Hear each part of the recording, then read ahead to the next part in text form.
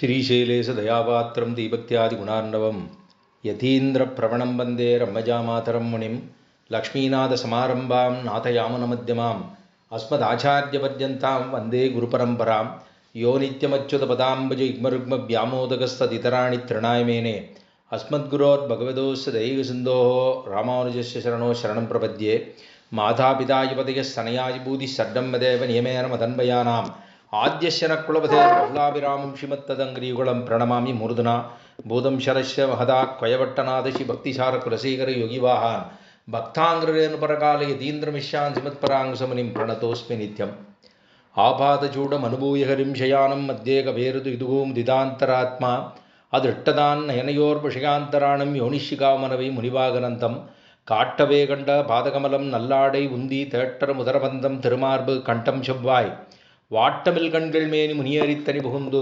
பாட்டினால் கண்டு வாழும் பாணதாள் பரவினோமே. சிவப்பதியான சர்வேஸ்வரனாலே மயர்வர மதிநலம் அருளப்பெற்றவர்கள் ஆழ்வார்கள்.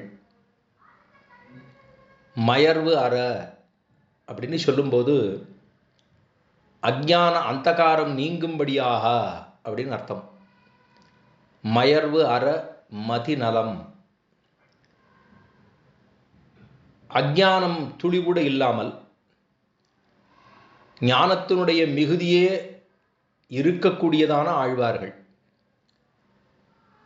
அது நம்மால் முடியுமா என்றால் எம்பெருமான் கொடுக்க அவர்களுக்கு அது நேர்ந்தது. அதனால தான் ஆழ்வார்களை மயர்வர மதிநலம் அருளப்பெற்ற ஆழ்வார்கள் என்று தெரிவிக்கிறோம். அப்படி இருக்கக்கூடிய ஆழ்வார்கள் பதின்மர்கள். 10 பேருன்னு சொல்கிறோம், 12 பேருன்னு சொல்கிறோம். பள்ளிக்கூடத்தில் படிக்கிறச்சே ஆழ்வார்கள் எத்தனைன்னு சொல்லும்போது 12ன்னு போட்டால் தான் ஒரு மதிப்பெண் கிடைக்கும். ஆனால் சம்பிரதாயத்திலே பார்க்கிற பொழுது ஆழ்வார்கள் எத்தனை பேர்னா பதின்மர்கள் என்று சொல்லுவார்கள். 10 பேர் 12ன்னு சொல்லுவார்கள். ஏன் 10ஐயும் 2ஐயும் சேர்த்து சொல்லாமல் தனியாக சொல்ல வேணும் அப்படின்னா,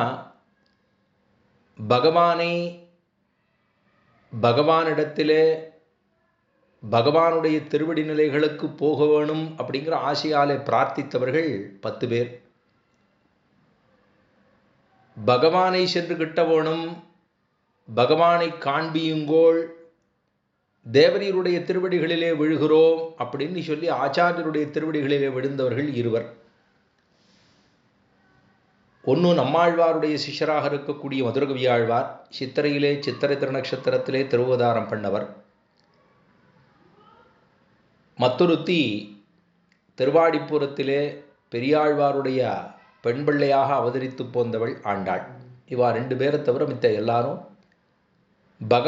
பகவானுக்காக பகவானுடைய திருவடிகளிலே பகவானிடத்திலேயே பிரார்த்தித்தவர்கள் அப்படிங்கிற பிரதம பருவ நெட்டை அப்படின்னு பேர். பகவானிடத்திலே கேட்கறது, நேர போய் கேட்கறது, அது ஒரு பெரியவரும் அவரை முன்னிட்டு கொண்டு கேட்பது அப்படிங்கிற 2 ரீதியிலே ஆழ்வார்கள பதின்மர்கள் அப்படின்னு சொன்னால் அதை மாமுனிகள் மணவாள மாமுனிகள் தான் தெரிவிக்கிற பொழுது, பொய்கையார் பூதத்தார் பேயார் புகழ்மழிசை ஐயன் அருள்மாறன் சேரலர்கோன் துய்யப்பட்டநாதன் அன்பர்தாள் தூளி நற்பானன் நற்கலியன் ஈதிவரதோத்த தடைவாமிங்கு அப்படின்னு பாசுரத்தாலே தெரிவிக்கிறார். பொய்கையார் பூதத்தார் பேயார் புகழ்மழிசை ஐயன் அருள்மாறன் சேரலர்கோன் துய்யப்பட்டநாதன் அன்பர்தாள் தூளி நற்பாணன் நற்கலியன் அப்படின்னு 10 பேர். இந்த கிரமத்தில் தான் ஆழ்வார்களுடைய அவதாரம். பொய்கையார் பூதத்தார் பேயார் நேத்திகே சொன்னேன். இவர்கள் 3 துவாபர யுகத்திலே அவதரித்தவர்கள். திருமிழி ஆழ்வார் 4வது. கலியுகம் தொடக்கமாக நம்மாழ்வார் தொடக்கமாக அவதரித்தவர்கள்தான். நம்மாழ்வாருக்கு அப்புறம் நம்மாழ்வார் ஆச்சுன்னா வைகாசி விசாகத்திலே, அதுக்கப்புறமாக குலசேகர ஆழ்வார். அருள்மாறன் சேரலர்கோன் அப்படின்னா சேரநாட்டிலே அவதரித்ததான திருவஞ்சிக்களத்திலே அவதரித்ததான ஆழ்வார் குலசேகர பெருமாள், குலசேகர ஆழ்வார்னு பேர். சேரலர்கோன் துய்யபட்டநாதன். துய்யபட்டநாதன் அப்படின்னா பெரியாழ்வாருக்கு பட்டநாதன் அப்படின்னு பேர். பட்டர்பிரான்னு சொல்ல முடியும். இப்போ துய்யபட்டநாதன். அடுத்தது சொல்றார் அன்பர் தாழ் தூளி. அன்பர் தாழ் தூளின்னா பக்தாங்கிரி ரேணு சொல்கிறோமா இல்லையா ஆழ்வாருக்கு. அதாவது தொண்டரடிப்பொடி ஆழ்வார் பக்த அங்கிரி ரேணு. பக்தாங்கிரி ரேணு பரகால பக்தாங்கிரி ரேணுன்னு சொல்கிறோம். அப்படின்னா பக்தர்களுடைய திருவடி, திருவடியில் இருக்கக்கூடிய, திருவடிக்கு கீழே இருக்கக்கூடிய மண் துகள்கள், அந்த மண் துகளில் இருக்கக்கூடிய ஒரு துகள் அப்படி நான் இருக்கணும்னு நினைத்தார் அவர். தொண்டரடிப்பொடி ஆழ்வார்னு ஆறானும் உண்டான்னா சுவாமி தொண்டராவது அடியாவது பொடியாவது அப்படின்னு நம்ம சொல்லுவோம். ஆனால் தொண்டர்களுக்கு அவர்களுக்கு அடியவனாக இருக்க வேண்டும். ஒரு பெரியவனுக்கு அடியவனாக இருக்கணும் அப்படின்னாக்கா எல்லாரும் இருந்துருவோம். ஆனால் ஒரு அடியவனுக்கு அடியவனாக இருக்குன்னு சொன்னோம்னா நம்ம அப்படி பார்ப்போம். அப்படின்னா என்ன அர்த்தம்னா நம்ம மனதத்தை ஏற்றுக்கொள்ளவில்லைன்னு அர்த்தம். அதானே அர்த்தம். பகவானுக்கு நான் கைங்கரியம் பண்ணுறேன்னா பல பேர் ஓடி வருவார்கள். ஆனால் பாகவதனுக்கு கைங்கரியம் பண்ணுறதுக்கு வான்னு சொன்னோம்னா அவர் என்ன சுவாமி அவர் என்ன போல தான் இருக்கார் அப்படின்னு விடுவோம் இல்லையோ. அங்கே தான் ரெண்டு வித்தியாசம். பகவானுக்கு பண்ணுவது ஒரு பக்கம் என்னால் பாகவதர்களுக்கு பண்ணுவது மற்றொரு பக்கம். இது நம்ம சம்பிரதாயத்தில் எப்போது சொல்லுவார்கள். ஏன்னா ஆழ்வார்கள் எல்லாருமே, ஏன் முக்கியமாக பார்த்தோம்னா நம்ம ஆழ்வார், ஏன் திருமங்கை ஆழ்வார், ஏன் குலசேகர ஆழ்வார், இவர்கள் எல்லாமே இந்த பாகவதனுடைய சேஷத்துவம், பாகவதர்களிடத்திலே இருக்கக்கூடியதான சேஷத்துவத்தை பாராட்டியே மங்களாசாசனம் பண்ணி உள்ளார்கள். தனியாக பதிகமே மங்களாசாசனம் பண்ணியிருக்கா. அப்படின்னா அந்த பக்தனுக்கு அடியவனுக்கு அவனுடைய திருவடிகளிலே இருக்கக்கூடிய திருத்துகளுக்கு நான் அடியவனாக இருக்கிறேன் அப்படிங்கிறது தான் பக்தாங்கிரேனு தொண்டரடிப்புடி ஆழ்வாருங்கிறவர். அதுக்கப்புறம் நற்பாணன். பாணன் திருப்பான் ஆழ்வார். நற்பாணன் ரொம்ப நல்லவரான். நற்கலியன் அவரும் ரொம்ப நல்லவர்.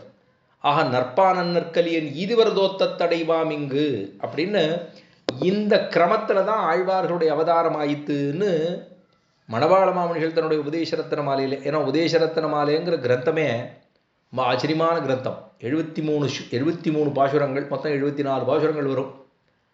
எறும்பியப்பா கடைசியாக தானும் சாதித்திருக்கார். மன்னியர்காள் இங்கே மணவாள மாமுனிவன் பொன்னடியாம் செங்கமலப்போதுகளை உன்னிசரத்தாலே தீண்டில் அமானவனன் நம்மை கரத்தாலே தீண்டல் கடன்னு கடைசியாக முடிக்கிறார். 73 பாசுரத்தோடு வந்துடுத்து முடிஞ்சிருத்து. 74வது பாசுரமாக அத்தையும் சேர்த்துத்தான் விண்ணப்பம் பண்ணுகிறோம். 74 சிம்மாசனாதிபதிகளுக்கு தகுந்தார் போலேன்னு கூட வச்சுக்கலாம். ஏன்னா அந்த பாசுரங்களாலே ஆழ்வார்களுடைய அவதாரம் என்ன, அவதாரத்தில் இருக்கக்கூடிய கிரமம் என்ன, அவர்களுடைய திருநட்சத்திரம் என்ன, அவர்களுடைய அவதார ஸ்தலம் என்ன, அவர் கொடுத்த பிரபந்தம் என்ன, அந்த ஏத்தத்தங்களை எல்லாம் சொல்லிகிட்டே வந்து அதுக்கப்புறமா ஆச்சாரியர்கள் நம்ம சம்பிரதாயத்தில் கிரந்தங்கள், வியாக்கியான கிரந்தங்கள் எப்பொழுது ஆரம்பித்ததுங்கிறத வரைக்கும் ஆரம்பித்து திருவாய்மொழி ஆகட்டும், திருவாய்மொழியினுடைய ஈடு ஆகட்டும், அதாவது 36,000 படின்னு சொல்கிறது ஒரு ஈடுன்னா மற்ற இருக்குது 6,000 படி இருக்குது, 9,000 படி இருக்குது, 12,000 படி இருக்குது, 24,000 படி இருக்குது, 36,000 படின்னு பல கிரந்தங்கள். திருவாய்மொழிக்கு 5 வியாக்கியானங்கள் உண்டு.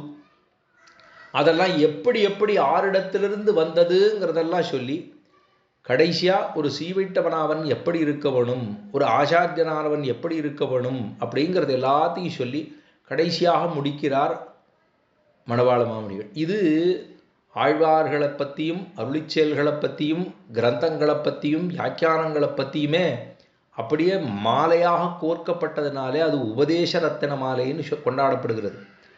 இப்போ நமக்கு ஆழ்வாருக்குன்னு பார்த்துட்டு இருக்கோம் அப்படின்னு சொன்னோம்னா 10 ஆழ்வார்களை சொன்னோம். இந்த 10 ஆழ்வார்கள் எல்லாம் பெருமாளை ரொம்ப மங்களாசாசனம் பண்ணான், நிறைய பண்ணான். பொய்கை ஆழ்வார் 100 பாசுரம், பூதத்தாழ்வார் 100 பாசுரம், பேயாழ்வார் 100 பாசுரம், திருமிழிசை ஆழ்வார் ஒரு 120, அதுக்கப்புறம் ஒரு 100. இப்படி பார்த்தோம்னா அவர் 2 பிரபந்தம் கொடுத்துருக்காரா? 6.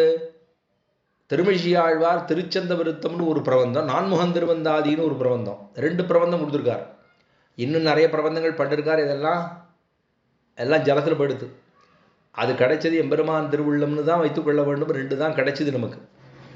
சரி, இது ஒரு பக்கம் ஆச்சுன்னா நம்ம ஆழ்வார் வந்தார் 4 பிரபந்தம், ஒன்னொன்னும் பெரிய பெரிய பிரபந்தம். 1102 பாசுரங்கள் திருவாய்மொழின்னு வச்சுட்டோம்னா திருவிருத்தம் இருக்கு 100 பாசுரம், அதாவது திருவாசிரியம் ஒரு 7 பாசுரம், 87 பாசுரம் பெரிய திருவந்தாதி. இப்படி பார்த்தோம்னா நிறைய பாசுரங்களை நிறைய பாடு இருக்கா பெருமாளுக்காக. பெருமாளேன்னு எனக்கு கொடுத்துருவியா, நாயிகா பாவத்தில் மங்களாசாரம் பண்ணியிருக்கா, எல்லாம் பாடிருக்கா. எதுக்காக? பெருமானிடத்திலேருந்து எத்தையோ உன்னை எதிர்பார்த்து பெருமாளே குடு. பெருமாள்கிட்ட போய் வேற எதையும் கேட்கக்கூடாது, எத்தையுமே கேட்கக்கூடாது. காத்தால எந்திருந்தா ஹரி ஹரி ஹரி ஹரி ஹரி ஹரி ஹரி இந்த 7 தடவை ஹரிநாம சங்கீர்த்தனத்தை சொல்லி முடித்து திருவரங்கத்தை நோக்கி 2 அடி எடுத்து நடந்து வைத்து விஷதேசனகரே ரங்கயாத்ரா தினேன்னு நிச்சலுமே நாம் திருவரங்கத்தை நோக்கி போக வேணுங்கிற ஆசையோடு தான் இருக்க வேணும். அதுக்கப்புறம் திருவேங்கட யாத்திரை இன்னைக்கு போகிறது கிடைக்குமா? அக்ரூரர் கண்ணனை போய் பார்ப்பதற்காக பாரித்தாரே, அதை போல நாம் பெருமாளை பார்க்க வேணுங்கிற பாரிப்பு ஏற்பட வேணுமேன்னு நினைத்து கொள்ள வேணுமா? இல்லை அர்ச்சிராதி மார்க்கத்துக்கு போகணும். அர்ச்சிராதி மார்க்கம் தான் என்ன சுவாமி, ஏதோ ஆஃபீஸில் பஸ்ஸில் போகிற மாதிரி ஏதோ சொல்லிட்டு இருக்கீரே, மார்க்கம்னு ஏதாவது இருக்கா, தனியாக இருக்கா, அங்கே போகலாமா, எப்படி போகலாம் அப்படின்னு கேட்டோம்னா அர்ச்சிராதி மார்க்கம்னு சொல்லியிருக்கா. இந்த அர்ச்சிராதி மார்க்கத்தில் சாந்தோக்கியத்தில் சொல்லப்பட்டது. அர்ச்சிராதி மார்க்கத்தில் எம்பெருமானாலே அவன் அந்த வழியை காட்ட இந்த ஆத்மாவானது அந்த அர்ச்சிராதி மார்க்கத்தை புறப்பட்டு இந்த பிரம்மரந்திரம்னு ஒரு இடம் இருக்குது. இங்கே இந்த இடத்துல ஒரு இடம் இருக்குது, அது பேதிக்கும், அது வெடிக்கும். வெடித்த பிற்பாடு அதுக்கு முன்னாடி என்ன நடக்கும்னா இந்த ஆத்மாவை கடைந்து சுஷும்னா நாடின்னு ஒரு நாடி, இங்கே இந்த சரீரத்துக்குள்ள ஓடக்கூடிய நாடிகளிலே 101வது நாடி சுஷும்னா நாடின்னு ஒரு நாடி. அந்த நாடியை பிடித்து இந்த ஆத்மாவானது அந்த நாடியை பிடிக்கணும். அதை பிடிச்சா தான் இங்கே போகும். இப்போ நம்ம சொல்கிறோம் இல்லையா, இதை பிடிச்சா தான் அங்கே போகலாம். இந்த கனெக்டிங் ஃப்ளைட், இப்போல்லாம் ட்ரெயினை பற்றிலாம் சொல்லக்கூடாது, கனெக்டிங் ஃப்ளைட்டு தான். எல்லோரும் வெளிநாடு தானே போயிட்டு இருக்கோம். அப்போ நம்ம போகும்போது அதை விட்டுட்டோம்னா போச்சு. அதுக்கப்புறம் ஒரு 12 மணி நேரம் உட்காந்துருக்க வேண்டியதான், கவான்னு உட்காந்துருக்க வேண்டியதான். அங்கே போய் அவளை பார்க்குறதா, இங்கே போய் இவாளை பார்க்குறதா, அத்தை பார்த்து எப்படியாவது என்னை ஏற்றி விடுங்கோன்னு சொல்லி அவள் ஏதோ பண்ணி அங்கே போய் உரல்லாம் சுத்த விட்டு இதெல்லாம் பண்ணி கடைசியில் ஒரு வழியாக போய் சேர்ந்துருவோம். போனவுடனே அதுக்கு ஒரு 6 நாள் பேசுவோம், நான் எப்படியெல்லாம் வந்தேன் அப்படின்னு பண்ணுறோம் இல்லையோ. இப்போ கிட்டத்தட்ட அப்படி தான் ஆகிடும் நமக்கு. சுஷும்னா நாடியை பிடிக்கலைன்னா அந்த மாதிரி ஸ்திதி ஆகிடும். சுஷும்னா நாடியை பிடித்தால் எம்பெருமானுடைய திருவடி நிலைகள் நமக்கு கிடைக்கும். சரி, பிடிக்கிறதுனா நம்மளா ஏதாவது அவர் அங்கேயும் தூக்கி போடுவார், நம்ம பிடிச்சிக்கலாமா? நம்முடைய கர்மவசியமாகத்தான் எம்பெருமான் பிடிக்கும்படி செய்கிறார். எம்பெருமான் தான் பிடிக்கும்படி செய்யணும், நம்ம ஒன்றும் பிடிச்சிக்க முடியாது. அவர் தான் பிடிக்கும்படி அதை செய்ய வேண்டும். சுஷும்னா நாடின்னு 101வது நாடி, அதை பிடித்த பிற்பாடு அதுக்கப்புறம் பெருமாள் காமிக்கிறார், அவர் போய் சேர்ந்துடுறார்.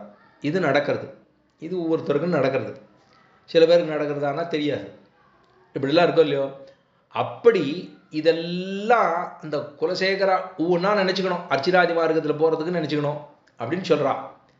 அப்போ இப்படி குலசேகர பெருமாள் பிரபந்தம் அப்படின்னு பார்த்தோம்னா இது வரைக்கும் சொன்னது நம்மாழ்வாரை பார்த்துட்டோம், அதுக்கப்புறம் குலசேகர ஆழ்வாரை சொல்லிட்டோம், அதுக்கப்புறம் பட்டர்பிரான் அப்படின்னு சொல்ல பெரிய ஆழ்வாரை பார்த்தோம். அவர் 2 பிரபந்தம் கொடுத்துருக்கார். பெரிய ஆழ்வார் திருமொழி ஒன்று கொடுத்துருக்கார், திருப்பல்லாண்டு ஒன்று கொடுத்துருக்கார். பெருமாள் திருமொழி ஒன்று தான் குலசேகர ஆழ்வார் கொடுத்தது. சரி, அதுக்கப்புறம் தொண்டரடிப்புடி ஆழ்வார் 2 பிரபந்தம் கொடுத்தார். திருமாலேன்னு ஒன்று, திருப்பள்ளி எழுச்சின்னு ஒன்று, பெருமாளை எழுப்பி விடுறது. அதுக்கப்புறம் திருப்பான ஆழ்வார் இருக்கட்டும், திருமங்கை ஆழ்வார் 6 பிரபந்தங்கள், பெரிய பெரிய பிரபந்தம், அவன் 1000 பாடிருக்கார். சரி சுவாமி, இவ்வளவெல்லாம் 1000 மங்களாசாசனம் பண்ணியிருக்காளே, ஆழ்வார்கள் எல்லாம் 1000 மங்களாசாசனம் பண்ணியிருக்கார். 6 குறைச்சலே கிடையாது இல்லையோ. 100 பாசுரத்துக்கு குறைஞ்ச யாருமே இல்லை. எந்த ஆழ்வாரும் 100 பாசுரங்களுக்கு குறைச்சலா பாடினவா 6வே கிடையாது, ஒரே ஒருத்தர் தான், இந்த ஆழ்வார் தான். திருப்பான ஆழ்வார் மட்டுமே 100 கூட இல்லை, 11க்கு கீழே 10 பாசுரம் தான். ஏன் கண்ணு சிறுத்தாம கூட 11 பாசுரம் இருக்கு. ஆனால் அமலநாதிபிரான்கிற பிரபந்தத்தாலே 10 பாசுரம் தான். இப்போ என்ன சொல்ல வரணும், நம்ம இப்போ என்ன சொல்ல வந்துட்டு இருக்கோம், என்னால் ஆழ்வார்கள் எம்பெருமானை பார்த்து பெருமானே என்னை நீ ரட்சிக்க வேணும் அப்படின்னு பெருமானிடத்தில் பிரார்த்திக்கிறோம். பெருமாளே என்னை ரட்சிச்சா மாத்திரம் போராது, நீ எனக்கு மோட்சத்தை கொடுத்துள்ள வேண்டும் அப்படின்னு சொன்னா எப்படி இருக்கு? பெருமாளை நீ எனக்கு மோட்சம் கொடுக்கணும் அப்படின்னம்னா பெருமாளை நிர்பந்திக்கிற மாதிரி இல்லை. பெருமாள் என்ன நிர்பந்திக்கப்படுமவனாக உள்ளானா? ஒரு யசோதை கட்டினா, யசோதை ஒண்ணுமில்லை, ஆறாரோ பிரம்மாவோ சிவனோ எம்பெருமானை பார்ப்பது கூட முடியாது. ஆனால் ஒரு யசோதை இடக்கை தெரியாது, வலக்கை தெரியாது. ஆனால் அவள் என்ன பண்ணா, சர்வேஸ்வரனாக இருக்கக்கூடிய எம்பெருமானை ஒரு கயத்தால் கட்டினான். கயறுனா முழு கயிறு இல்லை, அந்த மதுரையிலையும் அதாவது கோகுலத்தில் ஆய்ப்பாடியில் இருக்கக்கூடிய வினா போன கயிறு ஒன்று எங்கே இருக்குன்னா பெருமானுடைய இடுப்பில் இருக்கும். அதில் ஒரே முடிச்சு போட்டது நமக்குலாம் யாருக்காரும் பிடிக்குமா? இது யார் போட்டது அப்படிமா இல்லையா? முடிச்சு போட்டாலே பிடிக்காது. ஆனால் அந்த முடிச்சு போடப்பட்டதான ஒரு கயற்றாலே கட்டப்பட்டவன் தான் எம்பெருமான். ஒன்றும் தெரியாத ஒருத்தி கட்டுறான், அதுக்காக அவர் அப்படியே காத்துட்டு இருக்கார். கட்டு முதல்ல பார்த்தாராம், பெருமாள் திருமேனியை பெருசாக ஆக்கிண்டாராம். பெருசாக ஆக்கிண்டானா அப்புறம் அவருக்கே தோணித்து, நான் நீர்மையை காண்பிக்கிறதுக்கு தானே இங்கே வந்தேன், ரொம்ப சுலபமாக இருக்கணும், யாருக்கும் கட்டமே தெரியக்கூடாது, நான் வந்திருக்கேன்னு யாருக்கு தெரியக்கூடாது, ரொம்ப சுலபனாக இருக்க வேணுங்கிறதுக்காகத்தான் இங்கே அவதாரம் பண்ணதே. ஆனால் வந்த இடத்துல நான் போய் வீராப்பு காமிச்சேனா? அதனால் பண்ணக்கூடாதுன்னு தன்னுடைய திருமேனியை சுருக்கி கொண்டானாம். அப்போ அவ்வளவு நீர்மையாக வந்திருக்கார். இப்படி இந்த ஆழ்வார்கள் எல்லாருமே பெருமானுடைய சேட்டுதங்கள், திருப்பான் ஆழ்வாரை தவிர எல்லா எம்பெருமான்களும் பெருமானுடைய சேட்டுதங்களை சொல்லி, பெருமானுக்கு இருக்கக்கூடிய விபூதியை சொல்லி, பெருமானுடைய அவதாரங்களை சொல்லி, பெருமானுக்கு இருக்கக்கூடிய பெருமையும் சொன்னா, சிறுமையும் சொன்னான். அதாவது சுவாமித்துவத்தையும் சொல்லி, சௌலபியத்தையும் சொல்லி, எல்லாத்தையும் சொல்லி குடு. அப்பப்போ எப்பெல்லாம் வாய்ப்பு கிடைக்குதோ கொண்டா கொண்டா கொண்டா கொண்டா கொடுத்துரு கேட்குறான். மோட்சம் கொடு.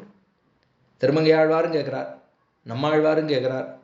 ஆழ்வார்கள் அத்தனை பேருமே எம்பெருமானிடத்திலே பிரார்த்தித்தது என்னன்னு கேட்டால் மோட்சம் கொடுன்னு கேட்டான். எவ்வளோ பாசனம் பண்ணா? நிறைய பண்ணான். இப்போ என்ன ஆப்போறது கடைசியானா, இந்த உலகத்திலிருந்து இப்போ கீழே சொன்ன மாதிரி சுஷும்னா நாடியை பிடித்து, இந்த எல்லாருக்கும் நடக்கும். சுஷும்னா நாடியை பிடித்துட்டா அர்ச்சிராதி மார்க்கம் போயிட்டா, அர்ச்சிராதி மார்க்கம் போயாச்சுன்னா நேரம் மேலே போயிட்டா, போன பிற்பாடு விரஜாங்கிற தீர்த்தம் வருகிறது. விரஜா நதின்னு ஒரு தீர்த்தம் வருகிறது. அது ஒரு நதி அங்கே ஓடுது. அந்த விரஜா தீர்த்தத்துக்கு அக்கறைக்கு தாண்டி போயிட்டோம்னா பெரிய திருமாமணி மண்டபம். அந்த திருமாமணி மண்டபத்திலே எம்பெருமான் பரமபதநாதனாக, பரமபத நிலையனாக பெருமாள் ரொம்ப ஆச்சரியமாக எழுந்துள்ளிருக்கார். சாமகானத்தை சேவித்து கொண்டுள்ளார்கள். நித்தியசூரிகள் இருக்கா, ஆதிசேஷன் என்ன, கருடன் என்ன, விஸ்வக்ஷேரர் என்ன, நித்தியசூரிகள் என்ன, அத்தனை பேர் இருக்கா.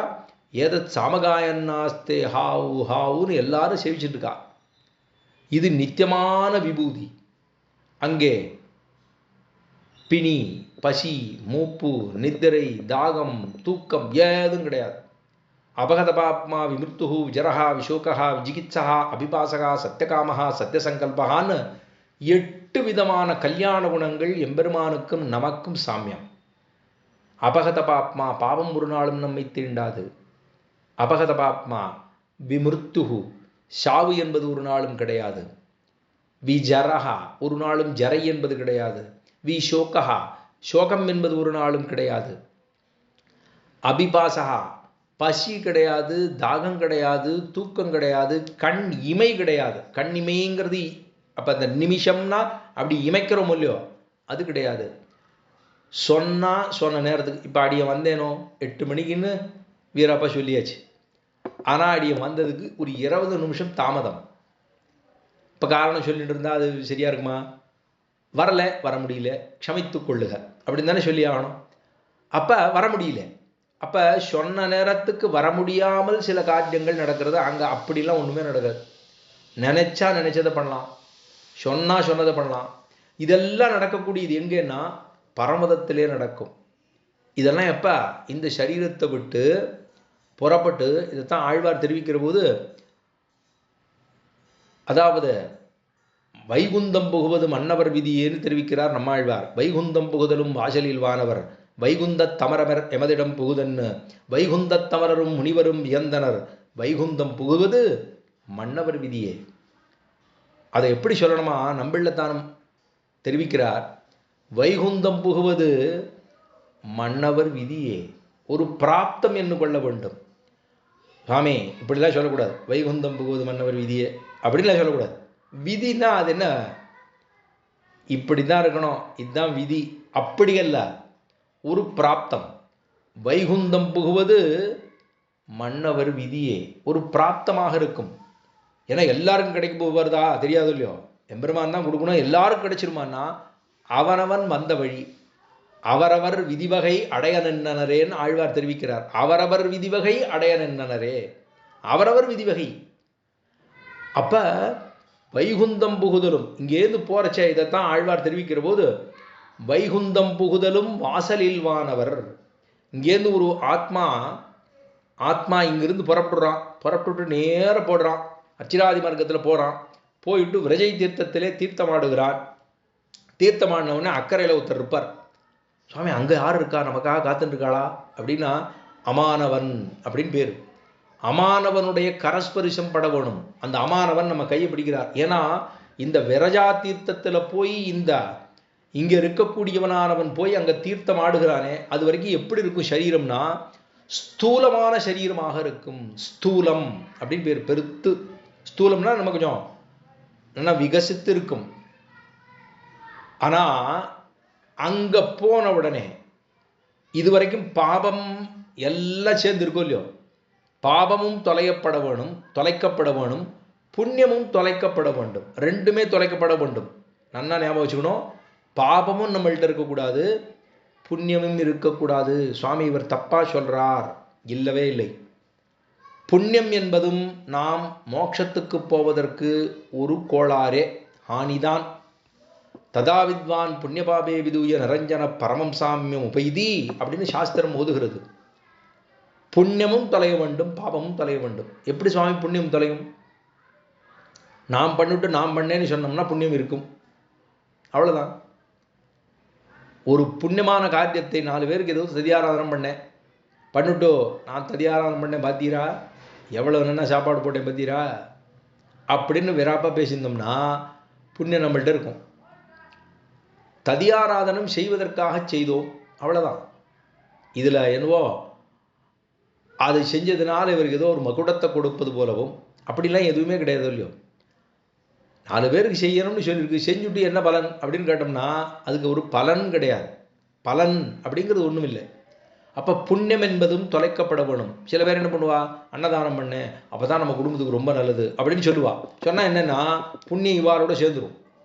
புண்ணியம் சேர்ந்துருதுன்னா புண்ணியம் நிறைய வர வர என்ன ஆகும்னா சொர்க்கத்துக்கு போய் ஆகணும், போனால் திரும்ப தான் பிறந்தாகணும்.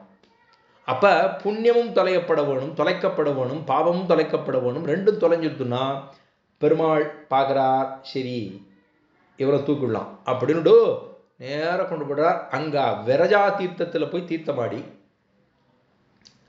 தீர்த்தமானவனே அக்கறைக்கு ஒருத்தர் இருக்கிறார். அவர் தான் அமானவன் அப்படின்னு பேர். அந்த அமானவன் நம்ம கைகளை பிடித்து அக்கறையிலே சேர்ப்பிக்கிறார். அப்போ என்ன சரீரம் வந்ததுன்னா சூக்ஷ்மமான சரீரத்தை பெறுகிறோம். ஸ்தூலமான சரீரம் நீக்க பெற்று சூக்ஷ்மமான, ஏன்னா பாவம் படுத்து புண்ணியமும் படுத்து, இனிமே ஆத்மா மாத்திரம் இருக்கு, சூக்ஷ்மமான ஒரு சரீரத்தை பெறுகிறோம். அந்த சூக்ஷ்மமான ஒரு சரீரத்தை பெற்ற பிற்பாடு அக்கறைக்கு போய்டுறோம். ஞானம்னா ஞானம் இன்னைக்கு பூரா சொல்லிட்டு இருக்கலாம், அவ்வளோ ஞானம். ஏன்னா இது வரைக்கும் ஞானமே இல்லையே. ஏன்னா புண்ணிய பாபங்களோடு இருந்தோம், ஞானம் விகசிக்கவில்லை, எம்பெருமானை பற்றி ஞானம் விகசிக்கவில்லை.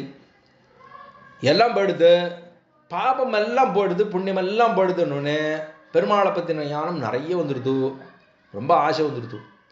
எப்படி தெரிஞ்சுக்கலாம் அப்படின்னா, ஒரு ரத்தன கல் இருக்குது. அந்த கல் திடீர்னு ஆரோ கையில் வச்சுருந்தா திடீர்னு ஒரு சாக்கடைக்குள்ளே விழுந்துடுது. ரத்தனத்துக்கு எவ்வளவு பிரகாசம் இருக்கும், அதுக்கு எவ்வளவு பிரகாசமாக இருக்குமோ இல்லையோ, அது சாக்கடைக்கு விழுந்துடுது. விழுந்தவொடனே இப்போ பிரகாசம் இருக்குமா? இருக்காது. ஆனால் அதுக்கு பிரகாசம் உண்டா இல்லையா? பிரகாசம்ங்கிறது அதுக்கு உண்டு, ஒளி என்பது அதற்கு நன்னாக உண்டு. ஆனால் அந்த ஒளி வெளியிலே தெரியவில்லை, ஏனெனில் அது ஒரு சாக்கடைக்குள்ளே விழுந்தது இல்லையா? அப்ப அப்படி விழுந்ததுனால அப்ப நம்ம எப்படி விழுந்திருக்கோம்? இந்த ஆத்மாவுக்கு ஞானம் நிறைய உண்டு, ஆனால் ஞானம் வெளியிலே தெரியவில்லை. எம்பெருமானை பற்றி நாம் உபாசனம் பண்ணுவதற்கு இல்லை. ஏன்? பாபமும் புண்ணியமும் அது ரெண்டும் நம்மோட சேர்ந்துருக்கு. அங்கே விழுந்தது மாணிக்கம், விழுந்தது ரத்தனம், விழுந்தது சாக்கடை உள்ள, நம்ம விழுந்தது ஒரு சாக்கடை. சம்சாரம் என்கிற பெரிய கடலிலே விழுந்தோம் அப்படின்னு விழுந்துட்டோம்னா நமக்கு தெரியாது. இப்போ அங்கே போன உடனே அமானவன் கையை பிடிச்சு அண்ணண்ட விட்டார். ஒரே பிரகாசம், ஞானம், பெருமாள், ஆஹா வந்துட்டோம், பெருமாளை பிடிச்சிட்டோம்னு ஒரே ஆனந்தம், பரமானந்தம் ஏற்படுகிறது. வைகுந்தம் புகுதலும் வாசலில் வானவர். உள்ளுக்குள்ள போன உடனே எல்லாரும் வந்து காத்து நிற்கிறா. ஒரு பத்தாத்மா, ஒரு பக்தன்,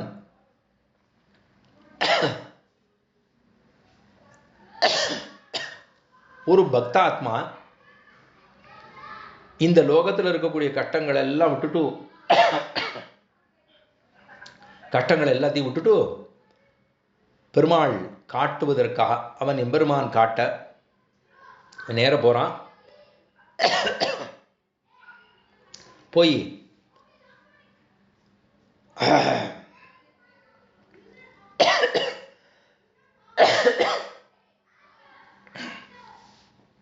ஒரே நிமிஷம்.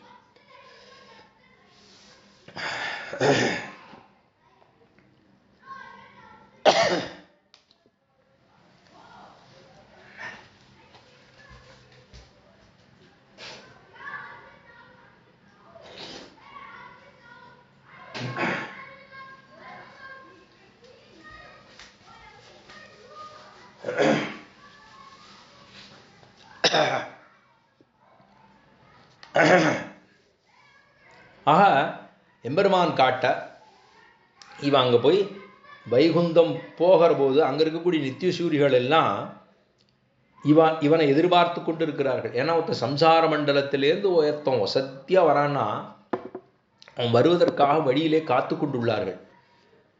வைகுந்தம் புகுதலும் வாசலில் வானவர், வைகுந்த தெமரமர் யமதிடம் புகுதுன்னு அங்கே இருக்கிறவா என்ன பண்ணுறாளாம், நாங்கள் இருக்கிற இடத்துக்கு வாருங்களேன்.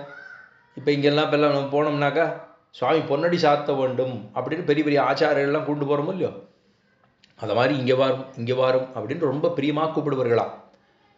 யமதிடம் புகுதுன்னு வைகுந்த தமரரும் முனிவரும் வியந்தனர். வைகுந்தத்தில் அமரர்கள் யாரு, முனிவர்கள் யாரு அப்படின்னா, வைகுந்தத்திலே அமரர்கள் முனிவர்கள்னு 2 பேர் உண்டா,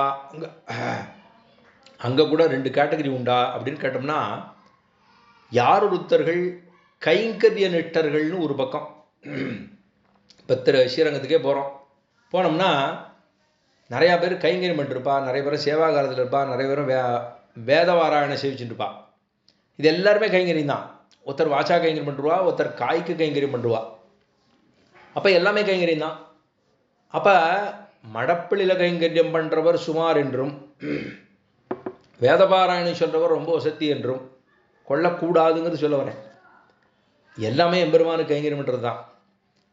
ஒருத்தர் பண்ணுறது கைங்கரிய பிரவருத்தி நிஷ்டர்களாக கைங்கரியத்தை பண்ணுறதுலேயே ஈடுபாட்டோடு இருப்பார்கள் அவர்கள். இன்னொருத்தர் எம்பெருமான தியானம் பண்ணுவதிலேயே ஈடுபாட்டோடு இருப்பார்கள் மற்றொரு பக்கம். அதைத்தான் அமரர்கள் முனிவர்கள் என்று. ஒருத்தர் கைங்கரிய நிட்டர்கள், இன்னொருத்தர் பெருபாளை பற்றி சிந்தனை சொல்லக்கூடிய நிட்டர்களாக 2 பேர் இருக்கா. அதுதான் வைகுந்தத்தமரரும் முனிவரும் வியந்தனர் வைகுந்தம் புகுவது. வைகுந்தம் புகுந்து போகிறது, அங்கே போகிறதுங்கிறத மன்னவர் விதியே.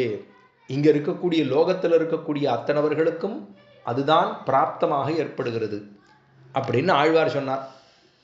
இதெல்லாம் எல்லாருக்கும் நடக்கக்கூடிய விஷயம், நடக்கணும் அப்படின்னு தான் பிரார்த்திக்கிறோம்.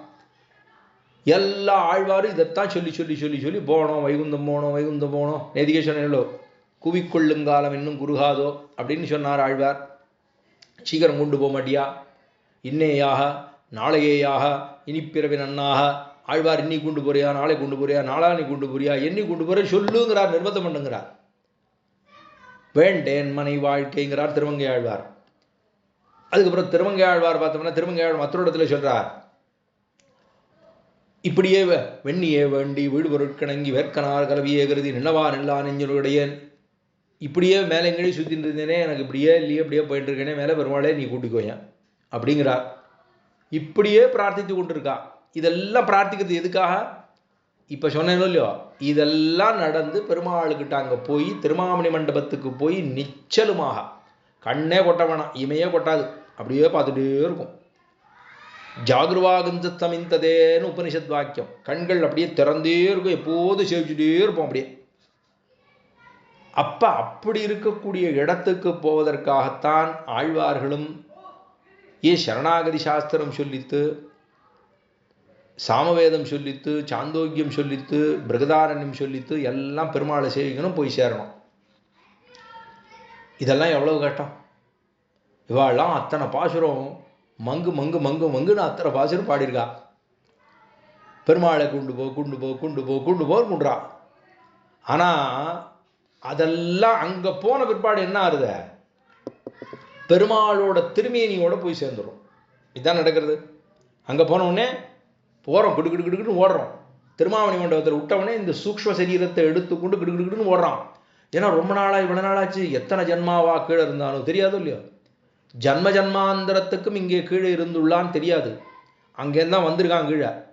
ஏன்னா அங்கேருந்தான் வந்திருக்கான்னா எதுக்காக சொல்றேன்னா, பெருமானோடு இருக்கவனும் ஏதோ ஒரு காரணத்துக்காக பல ஜென்மங்களாக இவன் பாவத்தை செய்து செய்து செய்து செய்து பாவம் செய்து பாவியானேன்னு ஆடாடுவார்.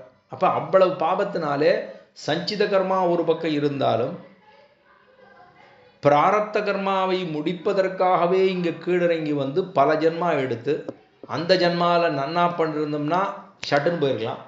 அதுல சில பாவங்களை பண்ணோம்னா திரும்ப கீழே பிறந்து திரும்ப அதுக்கு கீழே போய் கழுதை தேய்ந்து கட்டரும்பாய்த்துன்னு சொல்றாளோ இல்லையோ, அந்த மாதிரி இது என்னவோ இருந்து என்னவோ போய் இங்க வந்துட்டு தேர்வை மேலே ஏறதை விட்டுட்டு கீழே இறங்கினாக்கா அப்படி ஆடுதோ இல்லையோ, அப்படி பண்ணிட்டு இவன் பெருமாளை போய் சேவிக்க போறான்னா கிடுக்கிடுன்னு ஓடினா ஆதிசேஷ பீட்டம் இருக்கு, அந்த பீட்டத்தில் ஏறுறான்.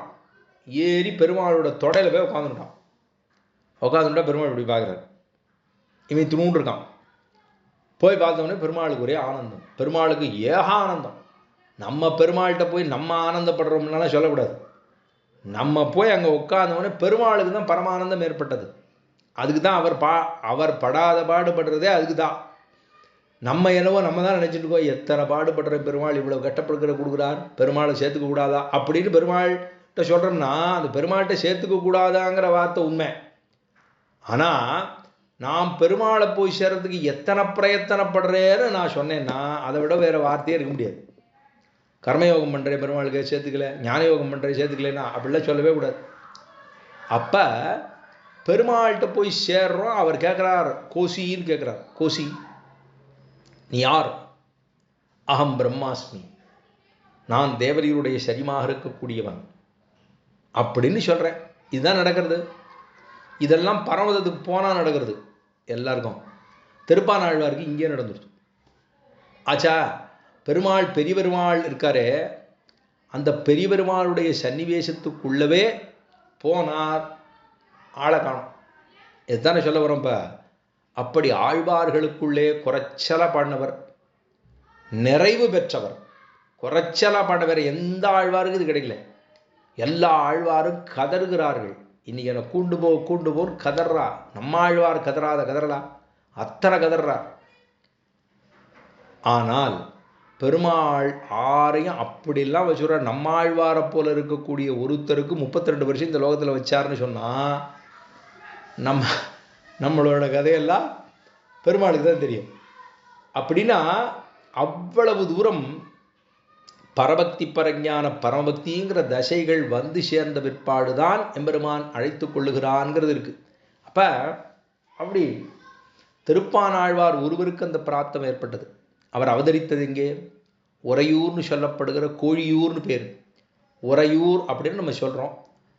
ஸ்ரீரங்கத்தினுடைய தெற்கு கரை, காவேரி கரை தெற்கு கரையில் இருக்கக்கூடிய திவ்யக்ஷேத்திரம் தான் உறையூர் அப்படிங்கிறது. அந்த உறையூரிலே நிச்சுலாபுரின்னு பேர். இந்த நாளில் அதுக்கு நிச்சுலாபுரி அப்படின்னு பேர். தாயாருக்கே நிச்சுலாதேவி என்று சொல்லுகிறார்கள். அந்த தாயாருக்கு கமலவல்லி நாச்சியார்னு பேர். அந்த இடத்துல அழகிய மணவாளனாக நின்ன திருக்கோலத்திலே பிரயோக சக்கரத்தை கொண்டு எம்பெருமான் எழுந்துள்ளான். ரொம்ப ஆச்சரியமான சந்நிதி. நம்பெருமாள் திருவரங்கத்திலேருந்து ஒரு நாள் வருஷத்துக்கு பங்குனி மாதம் ஆயில்ய திருநட்சத்திரத்தை அன்னைக்கு எழுந்துள்ளுகிறார். அங்கே பெருமாளுக்கு சேத்தி சேவை தாயாரோடு. அங்கே இருக்கக்கூடிய கமலவல்லி நாச்சியாரேனா அங்கே உற்சவர் கிடையாது, நம்பெருமாள் தான் உற்சவர். அங்கே மாப்பள்ள பெருமாள் வராருன்னு எல்லாரும் ஊரே கோலாகலமாக இருக்கும். அந்த ஊரில் எல்லா வீட்லேயும் அவாவா வீட்டில் வாசலெல்லாம் தெளித்து கோலம் எல்லாம் போட்டு மண்டகப்படியான மண்டகப்படி அப்பள மண்டபடி அங்கே பெருமாளுக்கு அந்த பங்குனி மாதம் ஆயில்யர் திருநக்ஷத்திரத்தன்னைக்கு அங்கே திருக்கல்யாணம் நடக்கும். அங்கே 2 பேர் சேர்ந்திருப்பா. இது ஒரு நாள். அப்பேற்பட்ட திவ்யக்ஷேத்திரத்திலே அவதரித்தவர், கார்த்திகையிலே ரோஹிணி திருநக்ஷத்திரத்திலே திருவதாரம் பண்ணவர் திருப்பானாழ்வார். அந்த திருப்பானாழ்வார் 10 பாசுரம். இந்த திருப்பானாழ்வாருக்கு இருக்கிற பெருமை மற்ற ஆழ்வார்களை காட்டிலும் பல மடங்கு. ஏன்னா இவருக்கு இவர் அவதரித்த இடமே அது ஒரு இடம். அவர் எல்லாரையும் போலவா நாங்கள் அடிய கீழே சொன்ன போல எல்லா ஆழ்வார்களும் பிராமணர்களாக பிறந்திலார்கள். இவரும் பாணர் வம்சத்திலே பிறந்தவர். கீழே கைசிகமாக அன்னைக்கு சொன்னேன், நம் பாடுவான்னு பாணர் குலத்திலே பிறந்தவர் அவர். அவரையும் பெருமாள் அனுகிரகம் பண்ணார். இங்கேயும் பாணர் குலத்திலே வந்தவர் தான் திருப்பானாழ்வார். அவர் அங்கே இருக்கார். திருப்பானாழ்வார் உறையூரில் இருக்கார். பெருமாளை சேவிக்கணும், திருவரங்கத்தில் பெருமாளை சேவிக்கணும், அவர் எப்பேற்பட்டவர் அப்படிங்கிற ஆசை உண்டவருக்கு. கீழே சொன்னது போல பெருமாளோடு சேர்ந்த பெருமை. வேர்ச்சூடும் அவர்கள் மண்பத்து கடத்தாதா போலே ஞானியை விக்கிரகத்தோடே ஆதரிப்பர் அப்படின்னு சீவச்சன பூஷணத்திலே சுவாமி பிள்ளவலகாரியினுடைய திருவாக்கு. வேர்ச்சூடும் அவர்கள். இப்போ ஒரு ராஜா இருக்கான், அந்த ராஜாவை ஏதோ சண்டை பக்கத்து நாட்டு ராஜாவோட சண்டை போட்டான், ஏதோ ஜெயிச்சா என்ன பண்ணுவா? அங்கே இருக்கிற பெரிய பெரிய நன்னா வசத்தியாக இருக்கக்கூடிய அந்த வெட்டி வேர்னு சொல்ல இல்லையோ, அதெல்லாம் எடுத்து தலையில் போட்டுப்பா. ஒரு மகுடம் அந்த தேசத்தில் இருக்கக்கூடிய செடி எடுத்து தலையில் வச்சுப்பா.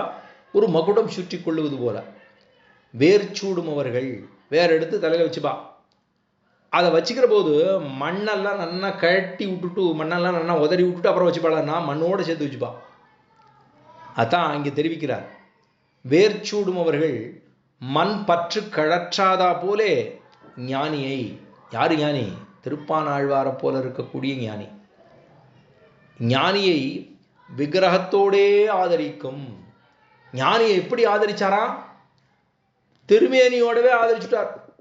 திருமேனியை இங்கே தொலைச்ச பிற்பாடு தான் மேலே கொண்டு போகணும். இதுதான் சாஸ்திரம். நம்மாழ்வார் பட்சத்தில் இதுதான் பெருமாள் பேசினது. ஆழ்வீர் அப்படிலாம் பண்ண முடியாது, உம்மை திருமேனியை மேலே கூட்டிட்டு போகணும்னு தான் ஆசைனாராம் பெருமாள். எப்படி? நம்மாழ்வார் கடைசியாக முடிச்சுட்டார். இப்பத்தறிந்தார் பிறந்தார் உயர்ந்தேன் முடிச்சுட்டார். சூழ்ந்தகன்னாடு எந்த முடிவில் பெறும் வாழையோ, சூழ்ந்ததனில் பெரிய வரணன்மலை சோதியோ, சூழ்ந்ததனில் பெரிய சுடர்ஞால இன்பமேயோ, சூழ்ந்ததனில் பெரிய என் அவாவரச் சூழ்ந்தாயே, அவாவரச்சூழ் அரியை அயனை அரணையலத்தி, அவாவத்து விடுவத்த குருகூர்ச்சடகோபன், அவாவில் அந்தாதிகளால் இவையாயிரமும் முடிந்த அவாவில் அந்தாதி இப்பத்தறிந்தார் பிறந்தார் உயர்ந்தேன்னு தூக்கிவிட்டார். முடிஞ்சு போச்சு, பாசுரமே முடிஞ்சு போச்சு. அதுக்கப்புறம் திரும்பவும் சேவிப்போம். உயர்வர உயர் நலமடையவன் எவரவன் மயர்பரும் அதனலம் அருளினன் எவரவன் அயர்வரும் அவர்கள் அதிபதி எவரவன் துயரரு சுடரடி தொழுது எழியன் மனனேன்னு முடிக்கிறார்.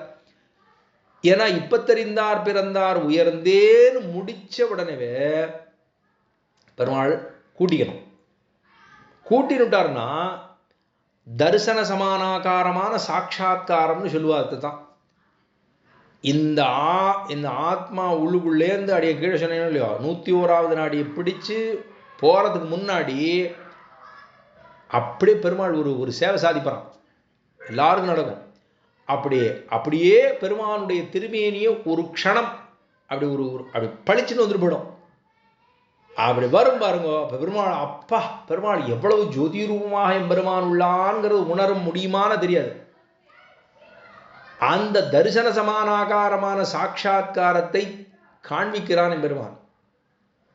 அப்புறம் தான் கூண்டு போறார். இப்ப இது நடக்கணும்.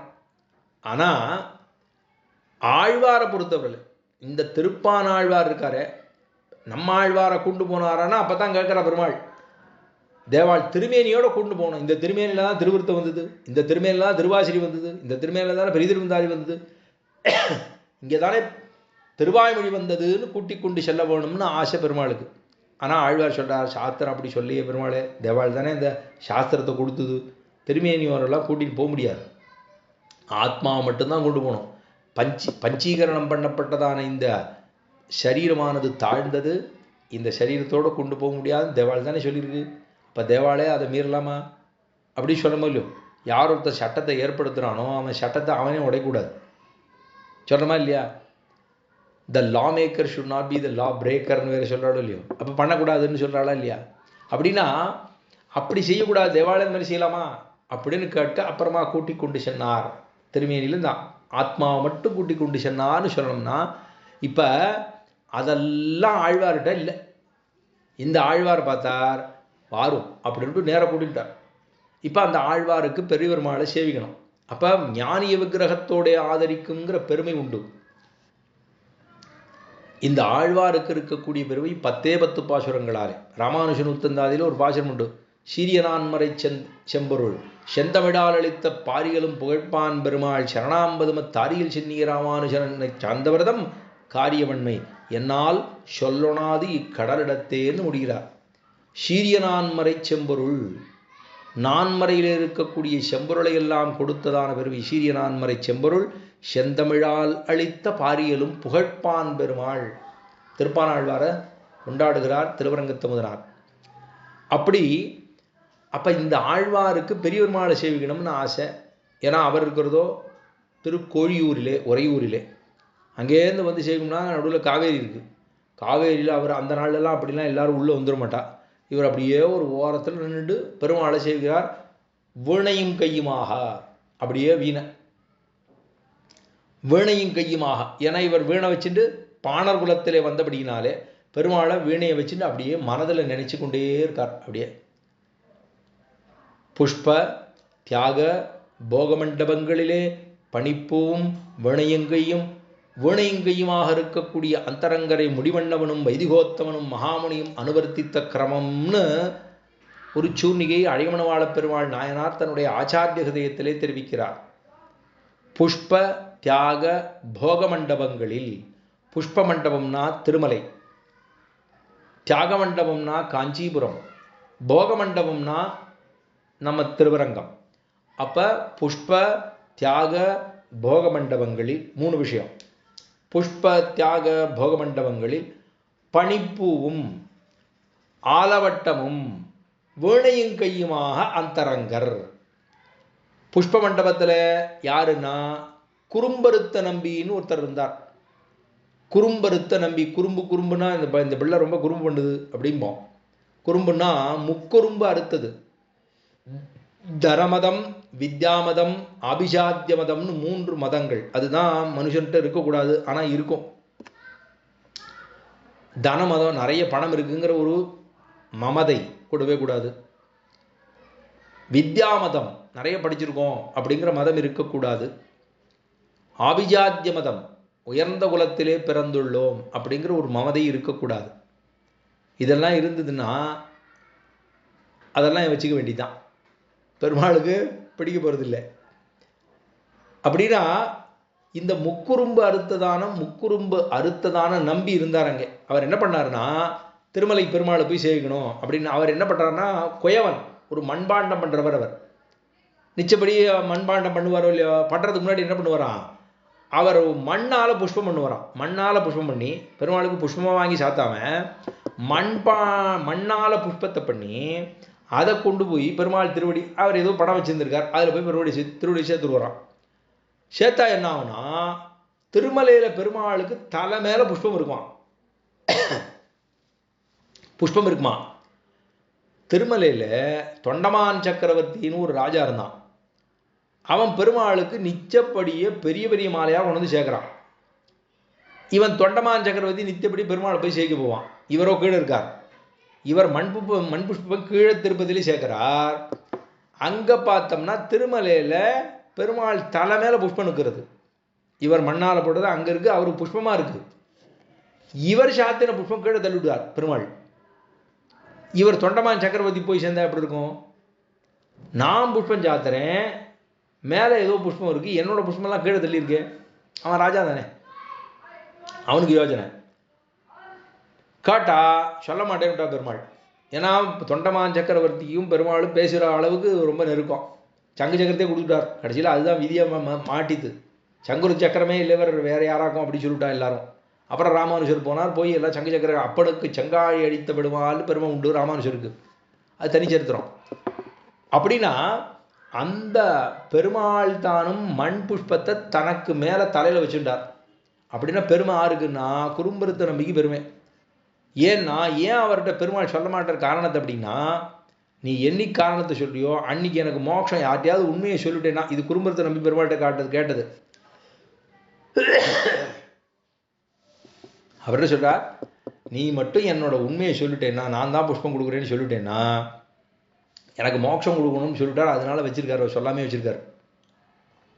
அப்ப அந்த குறும்பருத்த நம்பி புஷ்ப தியாக போக மண்டபங்களில் பனிப்பூவும் வீணையுங்கையுமான பனிப்பூவும் ஆலவட்டமும். ஆலவட்டம் யார் ஆலவட்டம் வீசினா திருக்கச்சி நம்பிகள் தான். தியாக அதாவது காஞ்சிபுரத்தில் இருக்கக்கூடிய தேவப்பெருமாளுக்கு திருவாலவட்ட கைங்கரியம், பெருமாளுக்கு ஆலவட்ட கைங்கரியம் என்று இருந்தார். அப்ப பனிப்பூவும் ஆலவட்டமும் முதல்ல சொன்னது புஷ்ப தியாக போக 3 மண்டபம் சொல்லியிருக்கேன். புஷ்ப மண்டபம்னா திருமலையில் சொன்னது குறும்பருத்த நம்பி சொல்லிட்டேன். ரெண்டாவது தியாக மண்டபம். தியாக மண்டபம்னா காஞ்சிபுரம். காஞ்சிபுரத்தில் 6 கைங்கரியம் பண்ணானா ஆலவட்டம் பண்ணது திருக்கச்சி நம்பிகள். புஷ்ப தியாக. அடுத்து போக மண்டபம். இந்த போக மண்டபத்தில் போக மண்டபம்னா திருவரங்கம். இந்த திருவரங்கத்தில் போக மண்டபத்தில் வீணையுங்கையுமான அந்தரங்கர். வீணையுங்கையுமான அந்தரங்கர்னா வீணையை வச்சுண்டு பெருமாளுக்கு அப்படியே மனதார நினைத்து அப்படியே பாடுறார் பெருமாளை. மனத்தாலும் வாயாலும் வன்குருகூர் பேணும் அப்படின்னு திருவாய்மொழிக்கு எப்படி தனியன் இருக்கோ அப்படியே மனதால. ஏன்னா பெருமாளை நினைத்து கொண்டே இருக்கணும், பெருமாளை நினைக்காத நேரமே இருக்கக்கூடாதுன்னு சொல்றா. பெருமாளை எப்போதும் தியானம் பண்ணிட்டே இருக்கணும். முடியுமா? எத்தனை பேரால் முடிகிறது? அப்ப அப்படி இருக்கிற அந்த போக மண்டபத்தில் இருக்கக்கூடியதான வீணையுங்கையுமான அந்தரங்கரை இப்ப இந்த 3 பேரை முதல்ல மண்டபத்தை சொல்லிட்டேன். புஷ்ப தியாக போக 3 மண்டபத்தை சொல்லியாச்சு, 3 திவ்யதேசம் சொல்லியாச்சு.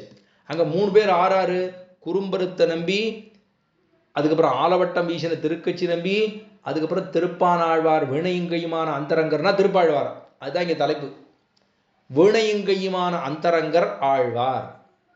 இப்ப வீணையுங்கையுமாக இருக்கக்கூடிய அந்தரங்கர் ரொம்ப அப்படி அணுக்கமா நெருக்கமான அர்த்தமோ இல்லையோ, நெருக்கம், அவரோட ரொம்ப நெருக்கம், க்ளோஸ் ஃப்ரெண்ட் அப்படிங்கிறாளா இல்லையா? சுவாமி எவ்வளவு டிஸ்டன்ஸ் இருக்கும் அப்படின்னா தெரியாது. இப்போ க்ளோஸார்கள் அப்படின்னா அப்ப அவ்வளவு அந்தரங்கமாக இருக்கக்கூடியவர்கள். அதனால தானே பெருமாள் திரும்பியனோடு சேர்த்துட்டார். அந்த பெருமை அவருக்கு மட்டும்தானே இருந்தது, வேற ஆழ்வாருக்கு யாருமே இல்லையே. இப்ப அந்தரங்கர் அவர் தானே. அந்தம் அப்படின்னா அந்தரங்கம் அப்படின்னா ரொம்ப நெருக்கம்னு அர்த்தம். நெருக்கம்னு வச்சுக்கலாம், அவரோட சேர்ந்தே பட்டார்னு வச்சுக்கலாமா இல்லையா? ரங்கர் யாரு? அவரை இவரோடு சேர்த்து கொண்ட ரங்கர் அப்படின்னு வச்சுக்கலாம், அது அர்த்தம் கிடையாது. அப்ப அப்படி இருக்கார். வீணையுங்கையுமான அந்தரங்கரை யாரெல்லாம் ஆசிரித்தார்கள் அப்படின்னா, முடிமன்னவன் திருமலையிலே குறும்பருத்த நம்பி ஆசிரித்தவர் தொண்டமான் சக்கரவர்த்தின்னு கீழே சொல்லிட்டேன். அவர்கிட்ட போய் கேட்குறார், குறும்பருத்த நம்பிகிட்ட போய் தொண்டமான் சக்கரவர்த்தி கேட்குறார், சுவாமி என்ன சிஷ்யனாக ஏற்றுக்கணும்னா எதுக்கு சுவாமி ஏற்றுக்கணும், எதுக்கு சுவாமி? இவர் மண்பாண்டம் பண்ணுறவர், அவர் ராஜா. அவர்கிட்ட போய் கேட்குறார், என்ன பண்ணீர் நீ பெருமாள் புஷ்பம்லாம் ஏற்றுக்கிற என்ன அப்படின்னா அவர் சொல்லவே இல்லை. பெருமாள் கடைசியில் என பெருமாளே சொன்னார், அந்த குறும்பருத்த நம்பிகிட்ட போய் அவர்கிட்ட சிஷ்யனாயிரும் அப்படின்னு சொல்ல. அதுக்கப்புறம் இருந்தார். எப்போ என்னைக்கு ஒரு நாள் பெருமாள் சொன்னாரோ குறும்பருத்த நம்பி தான் இந்த புஷ்பத்தை வச்சார்னாரோ அவருக்கு மோட்சம் கொடுத்துட்டார். அப்ப முடிமன்னவன் சொல்லப்படுகிற தொண்டமான் சக்கரவர்த்தி. அப்ப புஷ்ப மண்டபத்திலே குறும்பருத்த நம்பியை ஆசிரித்ததான தொண்டமான் சக்கரவர்த்தின்னு அர்த்தம். புஷ்ப தியாக போக மண்டபங்களுள் பனிப்பூவும் ஆலவட்டமும் வீணையுங்கையுமான அந்தரங்கரை முடிமன்னவனும் வைதிகோத்தமனும் மகாமுனியும் அனுவர்த்தித்த கிரமம். இதுதான் அந்த சூத்திரம், சூர்ணிகை. அப்ப முனிவண்ணவன் ஆச்சரித்தார் அவரை. இப்படியெல்லாம் அவர் திருப்படிகளில் விழுந்து அவரே ஆச்சாரியனா கொண்டார் அவர். வைதிகோத்தமனும் அடுத்தது. வைதிகோத்தமன் ஆறு? இது எங்க? தியாக மண்டபத்திலே ஆலவட்டமுமாக இருக்க ஆலவட்டம் கைங்கரியம் பண்ணதான திருக்கச்சி நம்பிகளை ஆசிரித்தபதி யாரு?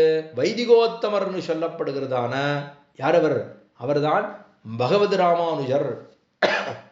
பகவத் ராமானுஜர் தான் ஆலவட்ட திருக்கச்சி நம்பிகள் ஆலவட்ட கைங்கரியம் பண்ணிருந்தாரே, அவர் கஜேந்திரதாசர்னு அவருக்கு திருநாமம். வைசியகுலத்திலே வந்தவர். அவர் ஆச்சாரியனா கொள்ள வேணும்னு ஆசைப்பட்டார் ராமானுஷர். அதெல்லாம் வர்ணாசிரம தர்மம், அதை ஒத்துக்காது, நான் பண்ண மாட்டேன்னு விட்டார் அந்த திருக்கச்சி நம்பிகள். அப்போ அவரை ஆசிரியத்தவர், அவருடைய பிரசாதத்தை மிச்சல வேணும் அப்படின்னு ஆசைப்பட்டார். உச்சிஷ்டம் சுபாவனம்னு சொல்ல முடியும். அந்த உச்சிஷ்டமாக இருக்கக்கூடிய வைதிகோத்தமனாக இருக்கக்கூடிய ராமானுஜர் திருக்கச்சி நம்பிகளினுடைய பிரசாத மிச்சம் நமக்கு வேணும்னு ஆசைப்பட்டார். அது கிடைக்காமலே போயிட்டுங்கிறத பார்த்தோம், நம்ம சரித்திரத்தில் பார்க்குறோம். அடுத்தது வீணையும் கையுமான அந்தரங்கர் எங்க இருந்தார்? போகமண்டபம் சொல்லப்படுகிற திருவரங்கத்திலே. அதிலே போகமண்டபத்திலே வீணையும் கையுமான அந்தரங்கராக இருக்கக்கூடியதான திருப்பானாழ்வாரை ஆசிரித்தது யாரு? முனிவாகனர். அதாவது அவர் தான் லோகசாரங்க முனின்னு சொல்றோம். புஷ்ப தியாக போகமண்டபங்களில் பணிப்பூவும் ஆலவட்டமும் வீணையுங்கையுமான அந்தரங்கரை முடிமன்னவனும் வைதிகோத்தமனும் மகாமுனியும். அந்த மகாமுனிங்கிறது யாரு? அவர் தான் லோகசாரங்க முனிவர். இப்போ என்னன்னு பார்க்கணும். ஏன்னா நம்ம ஆரம்பத்தில் ஒரு தனியன் செவிச்சோம். திருப்பானாழ்வாருடைய பிரபந்தத்துக்கு பாதச்சூடம் அனுபூயகரிம்சயானம் மத்தியே கபேர்துகுதுகு முதிதாந்தராத்மா அதிர்ட்டதான் நயனையோர் விஷயாந்தரானும் யோனிஷிகாமனவை முனிவாகரந்தம்னு ஒரு சம்ஸ்கிருதத்தில் சொல்லப்பட்டதான ஒரு ஸ்லோகம். அதுதான் தனியன். பாதச்சூடம் திருவடியிலிருந்து தொடக்கமாக திருமுடியீராக பாதச்சூடம் அனுபூய ஹரிம். அவர் ஆறு படுத்துட்டு இருக்கிற ஆறுனா அவர் தான் ஹரின்னு சொல்லப்படுகிற எம்பெருமான். அனுபூய ஹரிம் ஷயானம், அவர் சனித்துக் கொண்டுள்ளார். பாதச்சூடம் அனுபூய ஹரிம் ஷயானம் மத்தியே கவேரு துகிதுகு முதிதாந்தராத்மா. எப்படி இருக்காரானா மத்தியே கவேர துகிதுகு, இரண்டு காவேரிக்கு நடுவில் படுத்துட்டு இருக்கார். மத்தியே காவேரி நடுவில், இந்த பக்கம் வடதிரு காவேரி, இந்த பக்கம் தெந்திரு காவேரி, அம்மா மண்டப காவேரி, கொள்ளடக்கரை, ரெண்டுக்கு நடுவில் படுத்துட்டு இருக்காரா இல்லையா? அப்ப மத்தியே கவேரு துகிதுகு முதிதாந்தராத்மா அதிருட்டதான் எனையோர் விஷயாந்தராணம். பெருமாளை தவிர, அதுதான் கடைசியில் சொன்னார், என் அமுதினை கண்டகண்கள் மற்றொன்றினை காணாவே. இதுதான் கடைசி பாசுரம். பலமே சொல்லாத ஒரே ஆழ்வார் திருப்பான் ஆழ்வார் மட்டுமே. எல்லா ஆழ்வாரும் 10 பாசுரத்தை சொல்லுவா. பெருமாளே உன்னை நான் பாசுரத்தை பாடிருக்கேன் இல்லையோ, இந்த 10 பாசுரங்களை சொல்லுபவர்களுக்கு பாவம் நில்லாவே அப்படிம்பார். இல்லை இதை சொன்னவனுக்கு துயர் இல்லையே அப்படிம்பார். இல்லைன்னா வானவராகுவர் தாமே அப்படிம்பார். இல்லை ஒவ்வொன்றும் சொல்லுவா. இந்த 10 பாசுரங்களை திருமங்கையாழ்வார் சொன்னாலும் 10 பாசுரம் 9 பாசுரம் முடிச்சுட்டு 10வது பாசுரம் சொல்லும்போது ஒரு பலன் சொல்லிடுவார். அது எதுக்காக சுவாமி ஆழ்வார் சொன்னா? ஆழ்வார் தான் பலம் இல்லாமல் பாடணும்னு சொல்லலைன்னா, லோகத்து மக்களுக்காக வேண்டுமே, அதுக்காக சொன்னா. அப்ப அதை சொல்லியிருக்கா. அதே போல நம்மாழ்வாரும் பலன் சொல்லுவார். இதெல்லாம் சொன்னினாலும் பலமே சொல்லாமல் பெருமாளை சேவிப்பதற்காக சேவிப்போமே தவிர ஒரு பலத்தை எதிர்பார்த்து செய்தோமல்லோம்னு சொன்ன ஒரே ஆழ்வார் இவர் மட்டும்தான். பெருமாளை சேவிச்சேன், மற்றொன்றினை காணாங்கிறது ஒரு பலமா? வேற எதையும் பெருமாளை சேவித்த கண்கள் மற்றொன்றினை பார்க்காது அப்படின்னு சொன்னா இது ஒரு பலமானா? அவரே பார்க்கலையே. நம்மளாவது பெருமாளை போய் நித்தப்படி பெரிய பெருமாளை போய் சேவிக்கணும்னு திருவரங்கத்துக்கு போனோம்னா பெரிய பெருமாளை சேவிப்போம். கூட்டத்தில் நின்று அங்கே நின்று இங்கே நின்று ஆளை பிடிச்சி இப்படி பிடிச்சி அப்படி பிடிச்சி போய் நின்றுட்டு பெருமாளை சேவிப்போம். இந்த பக்கம் 2 பெரிய தூண் இருக்கும், இந்த பக்கம் ஒரு தூண், இந்த பக்கம் அந்த பெரிய பெருமாள் மூலஸ்தானத்துக்கு போகிறதுக்கு முன்னாடி ஒரு தூண் இருக்கும். அது 2 தூண் இருக்கும், இந்த பக்கம் ஒன்று இந்த பக்கம் ஒன்று. இதை பிடிச்சுன்னுட்டு தான் குலசேகர ஆழ்வார் கதர்வரான். ஏன்னா இதை பிடிக்கலைன்னா கதறி விழுந்து ஏதாவது ஆயிடுதுன்னா அதை பிடிச்சுன்னுட்டு தான் பெருமாளை செய்ய முடியுமா? நமக்கெல்லாம் அந்த மாதிரி ஒரு ஸ்திதியெல்லாம் ஏற்பட்டதே இல்லையோ. நம்ம திருடமாக போகிறோம், திரும்பி வந்தால் இன்னும் திருடமாக வர்றோம். அதுதான் நமக்கு இருக்கு. ஆனால் ஆழ்வார்களுக்கு அங்கே போய் நின்று இந்த பெருமாளை மாயோனை மனத்தூனை பற்றி நின்று வாயார எண்ணுகோலோ வாழ்த்து நாளேன்னு சொல்றார், கதர்றார். இந்த பெருமாளை மாயோனை மனத்தூணே பற்றி நின்று, 2 தூண் இருக்கும் இல்லையோ, அந்த மனத்தூணை பற்றி கொண்டு வாயார எண்ணுகோலோ வாழ்த்து நாளே, நான் வாயார என்னைக்கு வந்து பாட போறேன்னு தெரியல, திருவஞ்சிக்களத்திலேருந்து கதறார் அவர். அப்படி அவர்கள் அந்த ரெண்டு தூண், ஒன்று ஹான்னு ஒரு பக்கம் சொன்னோம்னா இந்த பக்கம் ஹரின்னு சொல்லப்படுகிறதான 2 தூண்கள்னு கொள்ள வேண்டும். அதுக்குள்ளதான் பெருமாள் சேரிச்சுட்டு இருக்கார். அவரை பார்த்தா அந்த மத்தியேகபேருதுகுதுகு முதிதாந்தராத்மா அந்த பெருமாளை சேவித்த பிற்பாடு நம்ம எல்லாம் நித்தப்படி போகிறோம், சேவிக்கிறோம்.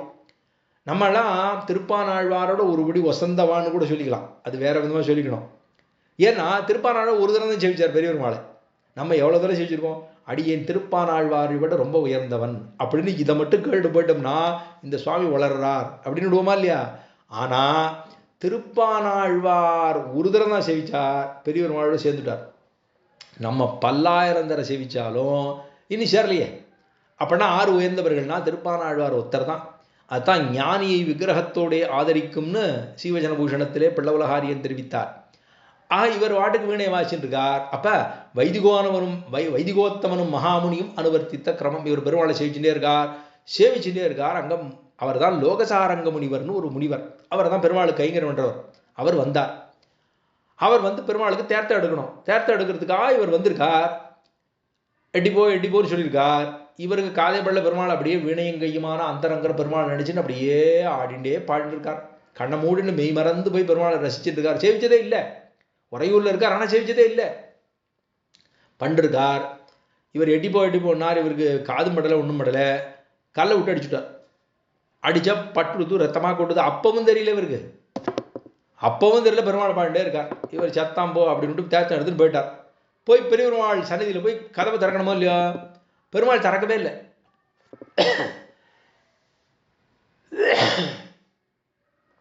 பெருமாள் கதவே திறக்கல.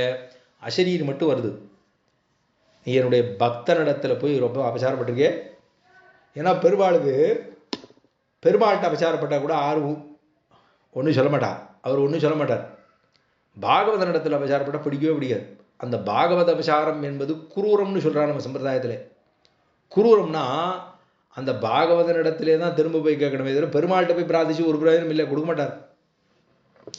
பகவானிடத்தில் பிரார்த்திப்பதை காட்டிலும் பாகவதனிடத்திலேயே பிரார்த்திக்க வேண்டும். அதுதான் அபசாரங்கள் பலன்னு சொன்னா கூட பகவத அபசாரத்துக்கு கூட எம்பெருமான் ஒத்துக்கொள்ளுகிறான். ஆனால் பாகவத அபசாரத்தை பண்ணா ஒத்துக்கிறதே இல்லை. ஏன்னா அவனே புரிஞ்சுக்க முடியல, என்னைய நீ எங்கே புரிஞ்சுக்க போற? நான் எதோ வாசோ நிவர்த்தந்தே அப்பிராப்பிய மனசாசக ஆனந்தம் பிரம்மணோ வித்வான் உபனிஷத் வாக்கியம். மனத்துக்கும் வாக்குக்கும் எட்டாதளவில் இருக்கக்கூடிய எம்பெருமானை வேதங்களும் உபனிஷத்துக்களும் போய் பார்த்தது என்னால் முடியல ஓஞ்சி விழுந்துருதான். இதுதான் உபனிஷத் வாக்கியம் சொல்லுது. எதோ வாசோ நிவர்த்தந்தே உபனிஷத் வாக்கியம் தைத்திரிய உபனிஷத்திலே அது ஆனந்தவல்லியிலே சொல்லுகிறது. இப்படிலாம் இருக்கிற போது அப்போ பெருமாளை எப்படி அந்த பாகவத அபசாரம் பட்ட உடனேவே பெருமாளுக்கு பொறுக்கவே இல்லை, கதவே திறக்கல. இப்போ அவனை கொண்டு வா. இப்போதான் அவருக்கு இன்விடேஷன். நேர போகிறார். நேர வா, அது யாரு நீ யாரு கூடாதுங்கிறது, நான் கூண்டு வரேன் பார் அப்படின்னு பெருமாள் சொன்னார். நீர் அவர்கிட்ட அபசாரம் பட்டிக்கிட்டோ இல்லையோ, அவரே போய் கொண்டு வார் அப்படின்னார். அவர் லோகசார முனிவருக்கு தூக்கி வாரி போடுது. என்னடா இது, அங்கே போனால் அது அவர்கிட்ட பழுவிட்டா கடைசியில் இவர் அவரை போய் கூண்டு வாங்குறாரேன்னு சரிட்டு பெருமாள் சொல்லிட்டார். நான் நிலைக்கதைகளை திறக்க வேண்டும், என்னால் அவரை கூண்டு வரும் அப்படின்னார். நேராக போனார். அப்போ அவர் பாடிட்டே இருக்கார்.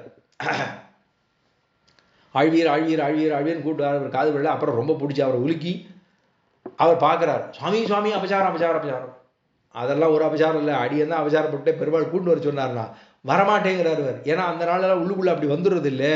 அதனால அவர் பார்த்தா நான் வரமாட்டேங்கிறார். இவர் அவர் ஓட கடைசியா இல்லை சுவாமி, அடியன் வந்தேன்னா ஸ்ரீரங்கம் திருவீதிகளில் அடியனோட காலு படக்கூடாதுன்னு அவ்வளோ உயர்ந்த தன்மையோடு அவர் பேசியிருக்கார் அந்த நாளில்.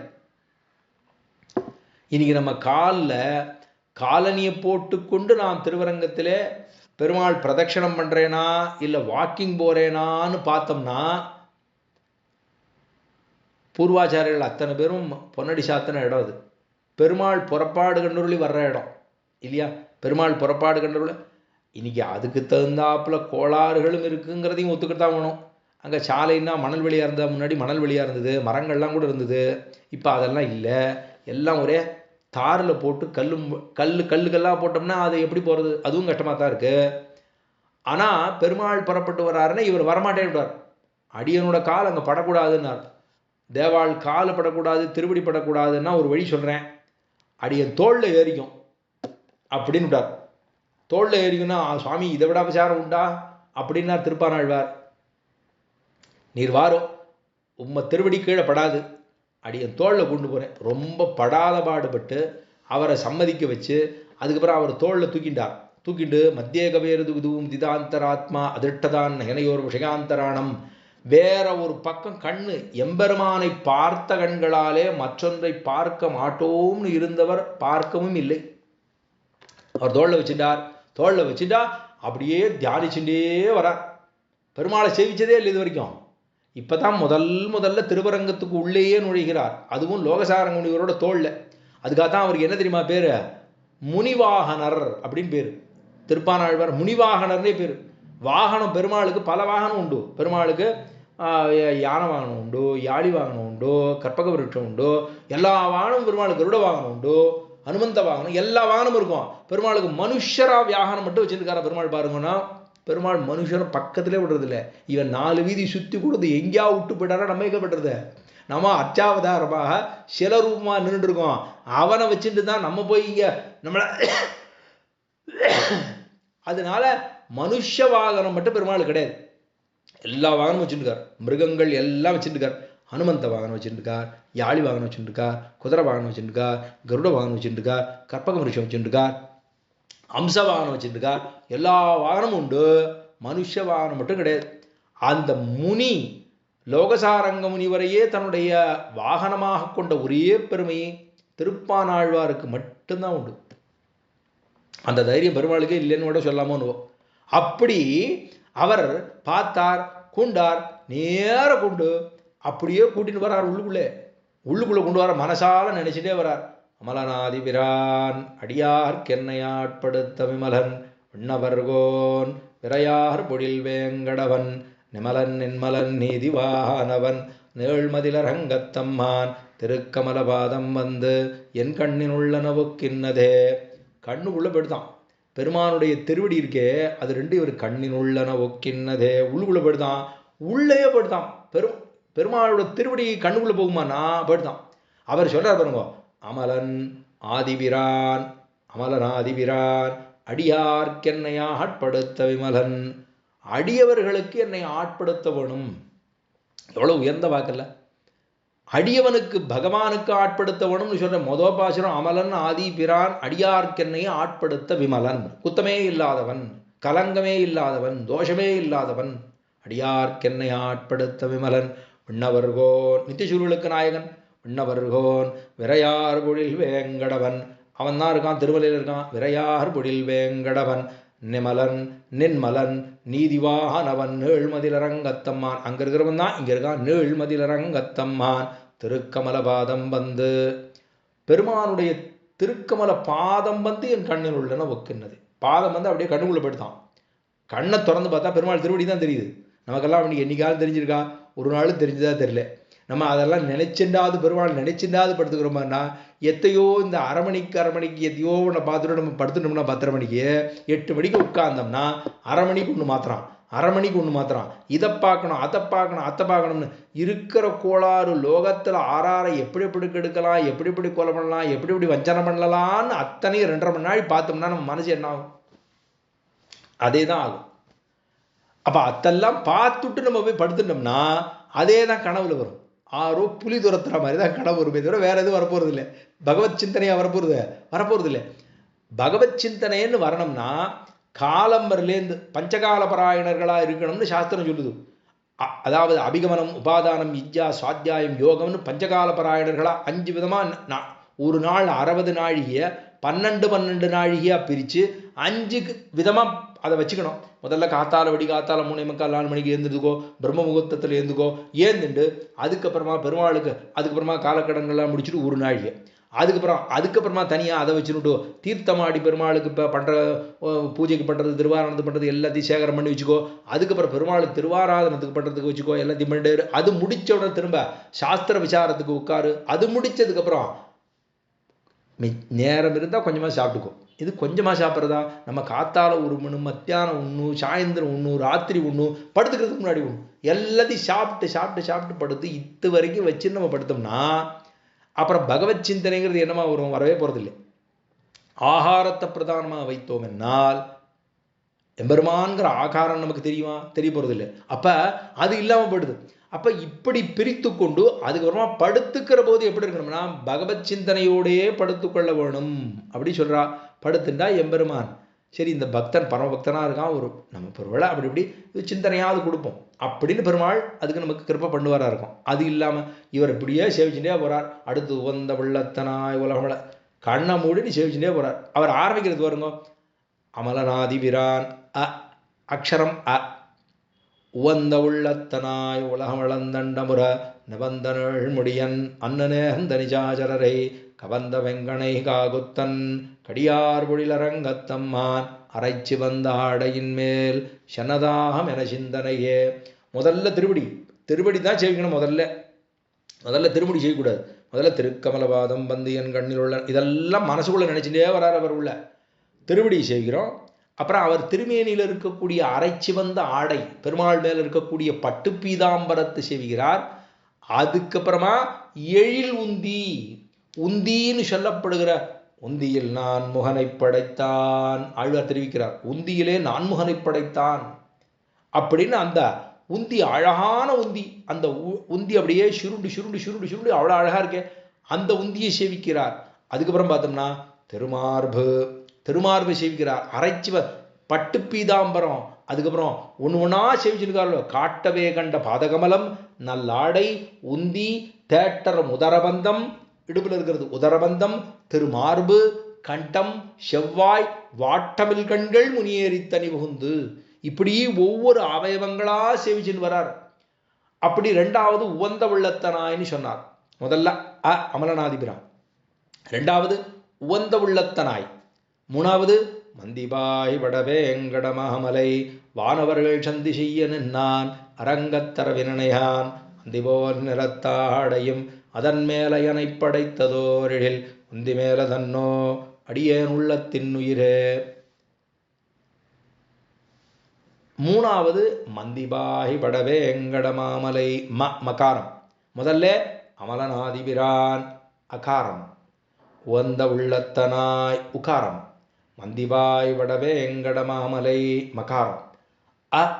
உ ம ஓம்ங்கிற பிரணவமே துனிக்கும்படியாகத்தான் ஆழ்வார் ஆரம்பமே பிரணவத்தையே துவனிக்கும்படியாகத்தான் தன்னுடைய பிரபந்தத்தையே வைத்தார் அப்படின்னு சொல்லுவார்கள்.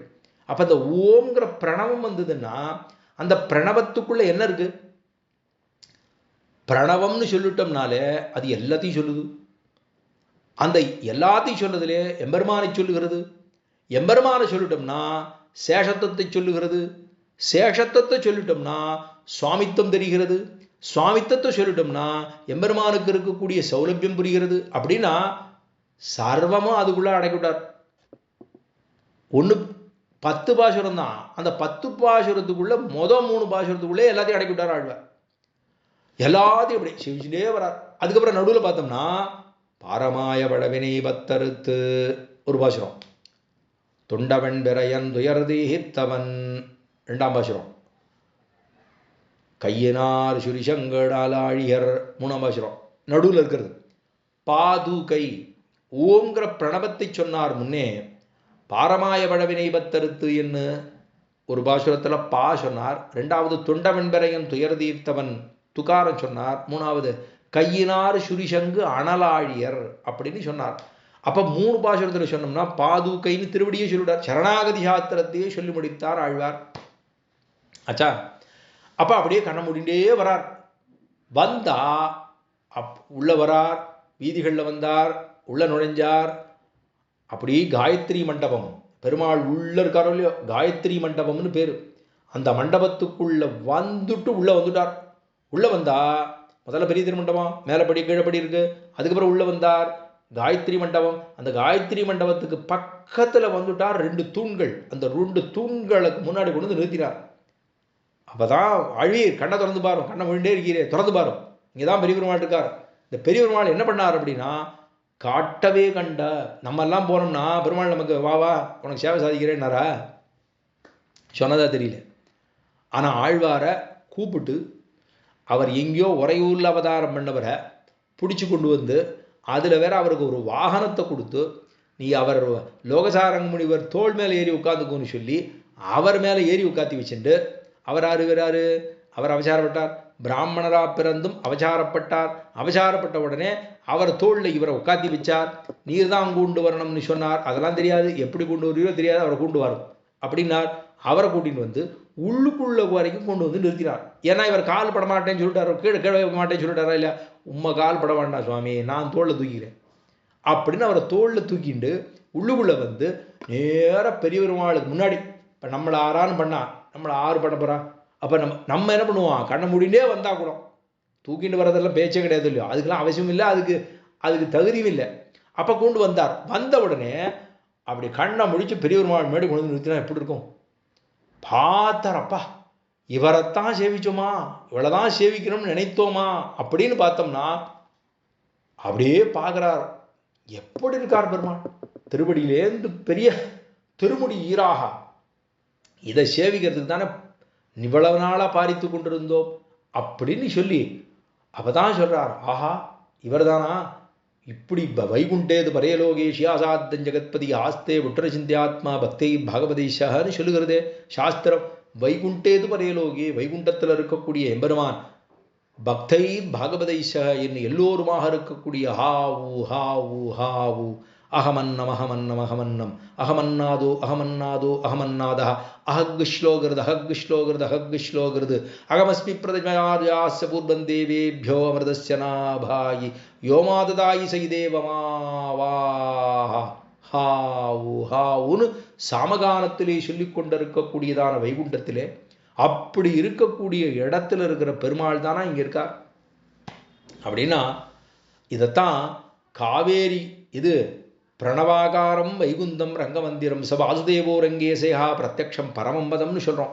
ஸ்ரீவைகுண்டத்தில் ஸ்ரீவைகுண்டம் இருக்கே, அது வேற எதுவும் அல்ல, இங்க இருக்கிற ஸ்ரீரங்கம் தான் ஸ்ரீவைகுண்டம். அது தனியல்ல, இது தனியல்ல. அங்கே விரஜ ஓடுகிறது, இங்கே காவேரி ஓடுகிறது.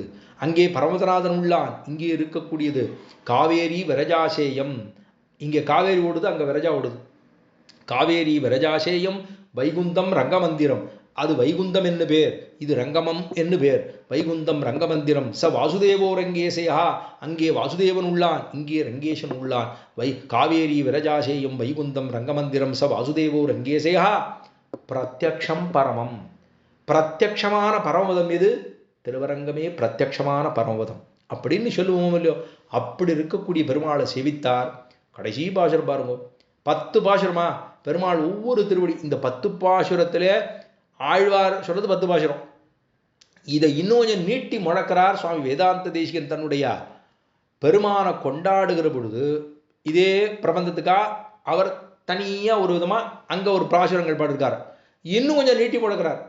திருவடி சேவிக்கிறாரா, அதுக்கப்புறம் கணுக்கால சேவிக்கிறாரா, முழங்கால சேவிக்கிறாரா, பட்டாடை சேவிக்கிறாரா, உந்தியை சேவிக்கிறாரா, திருமார்பை சேவிக்கிறாரா, முப்புரி நூல் பெருமானுடைய யஜ்யோமிது சேவிக்கிறாரா, அதுக்கப்புறம் மார்பை சேவிக்கிறாரா, அதில் மார்பில் இருக்கக்கூடிய ஸ்தனங்களை சேவிக்கிறாரா, அதுக்கப்புறம் கழுத்து சேவிக்கிறாரா, அதுக்கப்புறம் மோவாக்கட்டை சேவிக்கிறாரா, அதுக்கப்புறம் வாயை சேவிக்கிறாரா, நாசியை சேவிக்கிறாரா, திருக்கண்களை சேவிக்கிறாரா, திருமுடி சேவிக்கிறாரா.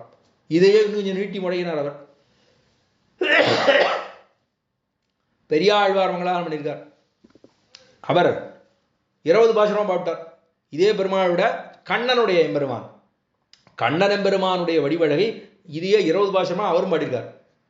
அப்படி பார்த்தோம்னா, ஏன்னா ஒவ்வொன்றும் பெருமாள் ஆழ்வாருக்கு திருப்பான ஆழ்வாருக்கு கிடைத்த பெருமைன்னா 10 பாசுரம் சுருக்கமாக சொல்லிட்டார். ஏன்னா சுருக்கமாக சொல்றது ரொம்ப கஷ்டம் இல்லையோ.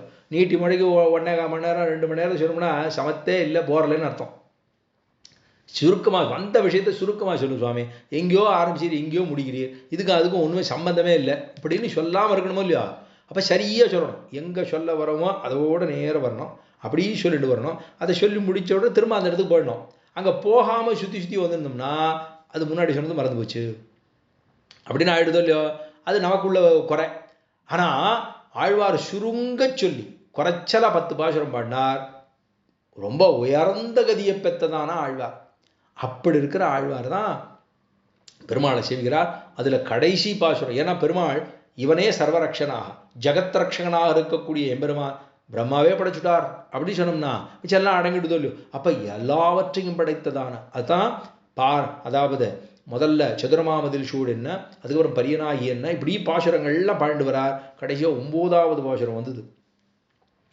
ஆலமா மரத்தின் இளமேல் ஒரு பாலகனாய் ஞாலமேழுமுண்டான் அரங்கத்தரபினனையான் கொலமாமணியாரமம் முத்துத்தாமமும் முடிவில்லதோரில் நேலமேனி ஐயோ நிறகொண்டதென் நெஞ்சினையே. ஆலமாமரத்தின் அகடித கடனா சாமர்த்தியம். ஆலமாமரத்தின் இளமேல் ஒரு பாலகன். இந்த ஆலமரத்தில் இலையில இருக்கு, அதில் சின்ன குழந்தையா எல்லாரும் படைக்க ஆளிலத்தளில் அன்னவசம் செய்யும் அம்மான். கடைசியாக பெருமாள் என்ன பண்ணுறார்? எல்லாத்தையும் சாப்பிட்றார். இந்த உலகத்தையே உலகம் உண்ட பெருவாயான்னு ஆழ்வார் தெரிவித்தது போல இந்த உலகத்தையே தானும் சாப்பிடுகிறார்.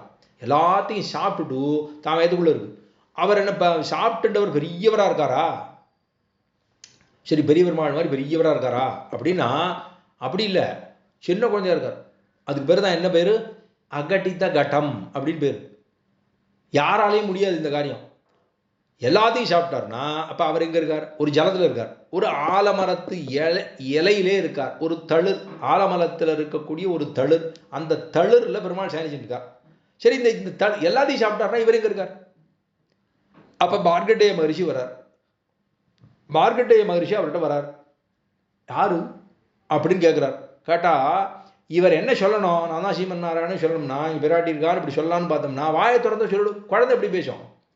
அப்போ அப்படி என்ன பண்ணுறாருன்னா பெருமாள் ஆலமரத்தில் இருக்கக்கூடிய ஒரு இலையில அப்புறம் ரொம்ப ஆச்சரியமாக பெருமாள் சனிச்சுட்டு இருக்கார். சின்ன குழந்தையா ஆலமா மரத்தின் இளமேல் ஒரு பாலகனாய், சின்ன குழந்தையா ஞாலமேழும் உண்டான், யாரும் இல்லை அரங்கத்தரவினையான், எல்லாத்தையும் சாப்பிட்டாரோ இல்லையோ, ஞாலமேழும் உண்டான், எல்லாத்தையும் கபலீகரம் பண்ணிட்டார், எல்லாத்தையும் சாப்பிட்டார். ஞாலமேழும் உண்டான் ஏன்னா பிரளயம்னு பேர். இந்த பிரளயத்துக்கு என்ன பேருன்னா நித்தியமான பிரளயம் என்பது அவன் பிறக்கிறது அவன் சாகிறது, அது நித்தியமான பிரளயம். எல்லாருக்கும் உண்டு இல்லையோ. நைமித்திக பிரளயம் ஒரு காரணம் கொண்டு 3 லோகம் மட்டும் அழியும். அதுக்கப்புறம் ஆத்தியந்திக பிரளயம், பிரம்மாவனுடைய லோகம் முடிஞ்சு போடும். 4வது பிராகிருத பிரளயம், சப்ஜாடா ஒன்றுமே இருக்காது, எல்லாத்தையும் எம்பெருமான் சாப்பிடுவார். எல்லாத்தையும் சாப்பிடுவார். இவர் எங்கே இருப்பார்னா சின்ன குழந்தையா ஆலமரத்து இலையில படுத்துட்டு இருப்பார்.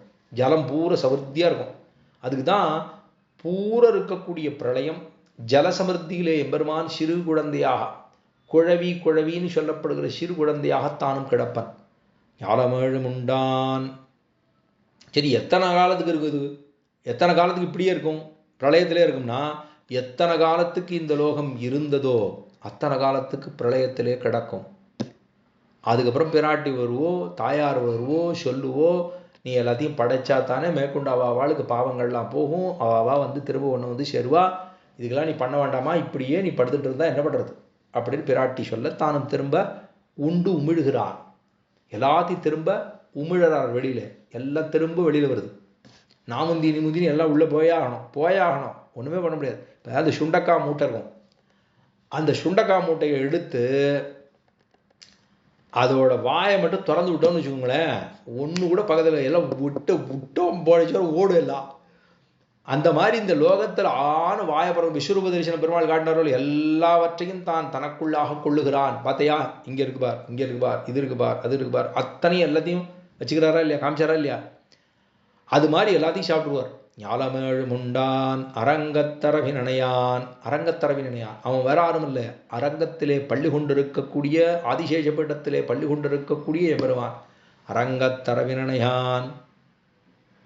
கோலமாமணியாரமும் முத்துத்தாமமும், பெரிய பனாமண்டலங்களோடு இருக்கக்கூடிய ஆதிசேஷனுக்கு கீழே படுத்து கொண்டிருக்கிற கோலமாமணியாரமும் முத்துத்தாமமும் முடிவில்லதோர் எழில், முடிவே இல்லாத எழில்.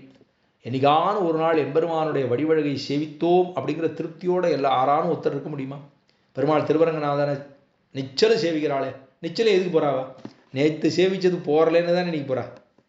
நிச்சலும் சேவிக்கிறா, நிச்சலும் பெருமாள் பெரிய பெருமாளை நிச்சலும் சேவிக்கிறோம் அப்படிங்கிறா. சேவிச்சுட போறோம்னு தோணுதா? அப்ப அவர் அந்த பெருமாளே ஆறாவ அமுதம். ஒரு நாள் அவரை சேவிச்சுட்டு போறோம்னே சொல்ல முடியாது.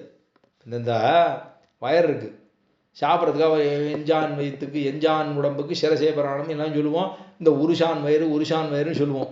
இந்த உருஷான் வயிறு சாப்பிட்றதுக்கு சாப்பிட்டு முடிச்சு 4 மணி நேரம் திருப்பி பசிக்கும்.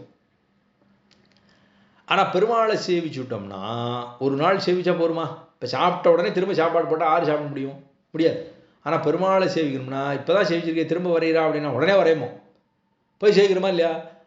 முடிவே இல்லாத எழில். அந்த முடிவுக்கு ஒரு நாளும் முடிவில்லாத எழில். முடிவில்லதோர் எழில் நீலமேனி ஐயோ,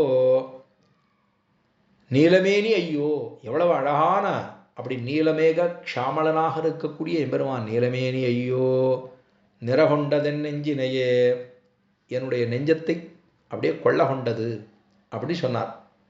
கடைசி பாசனம் வந்து கொண்டல் வண்ணனை கோவலனாய் வெண்ணையுண்டவாயன் என் உள்ளங்கவன்தானே.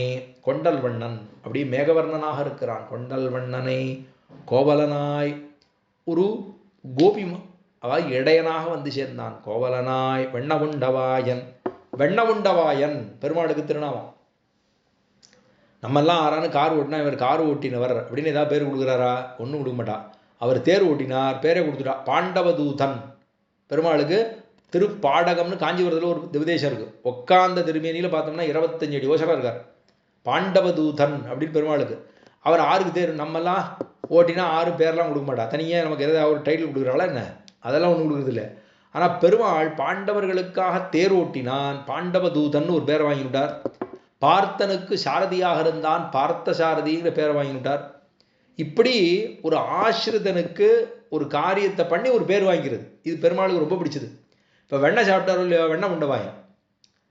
வெண்ணெய் உண்டவாயன் இது பராசரப்பட்டர் வாழ்ந்தபோது பராசரப்பட்டர் சொல்லுவான், இந்த யசோதனிடத்துல அங்கே நிறைய பிருந்தாவனத்துலேயும் நந்தகாமலையும் ஆய்ப்பாடியில் நிறைய வெண்ணையாக திருடி சாப்பிட்டுருக்காரோ இல்லையோ, சாப்பிட்டு பெரிய பெருமாள் முரட்டை அருகே மோந்து பார்த்தால் வெண்ணநாத்தம் வீசும்னு சொல்லுவாரான்.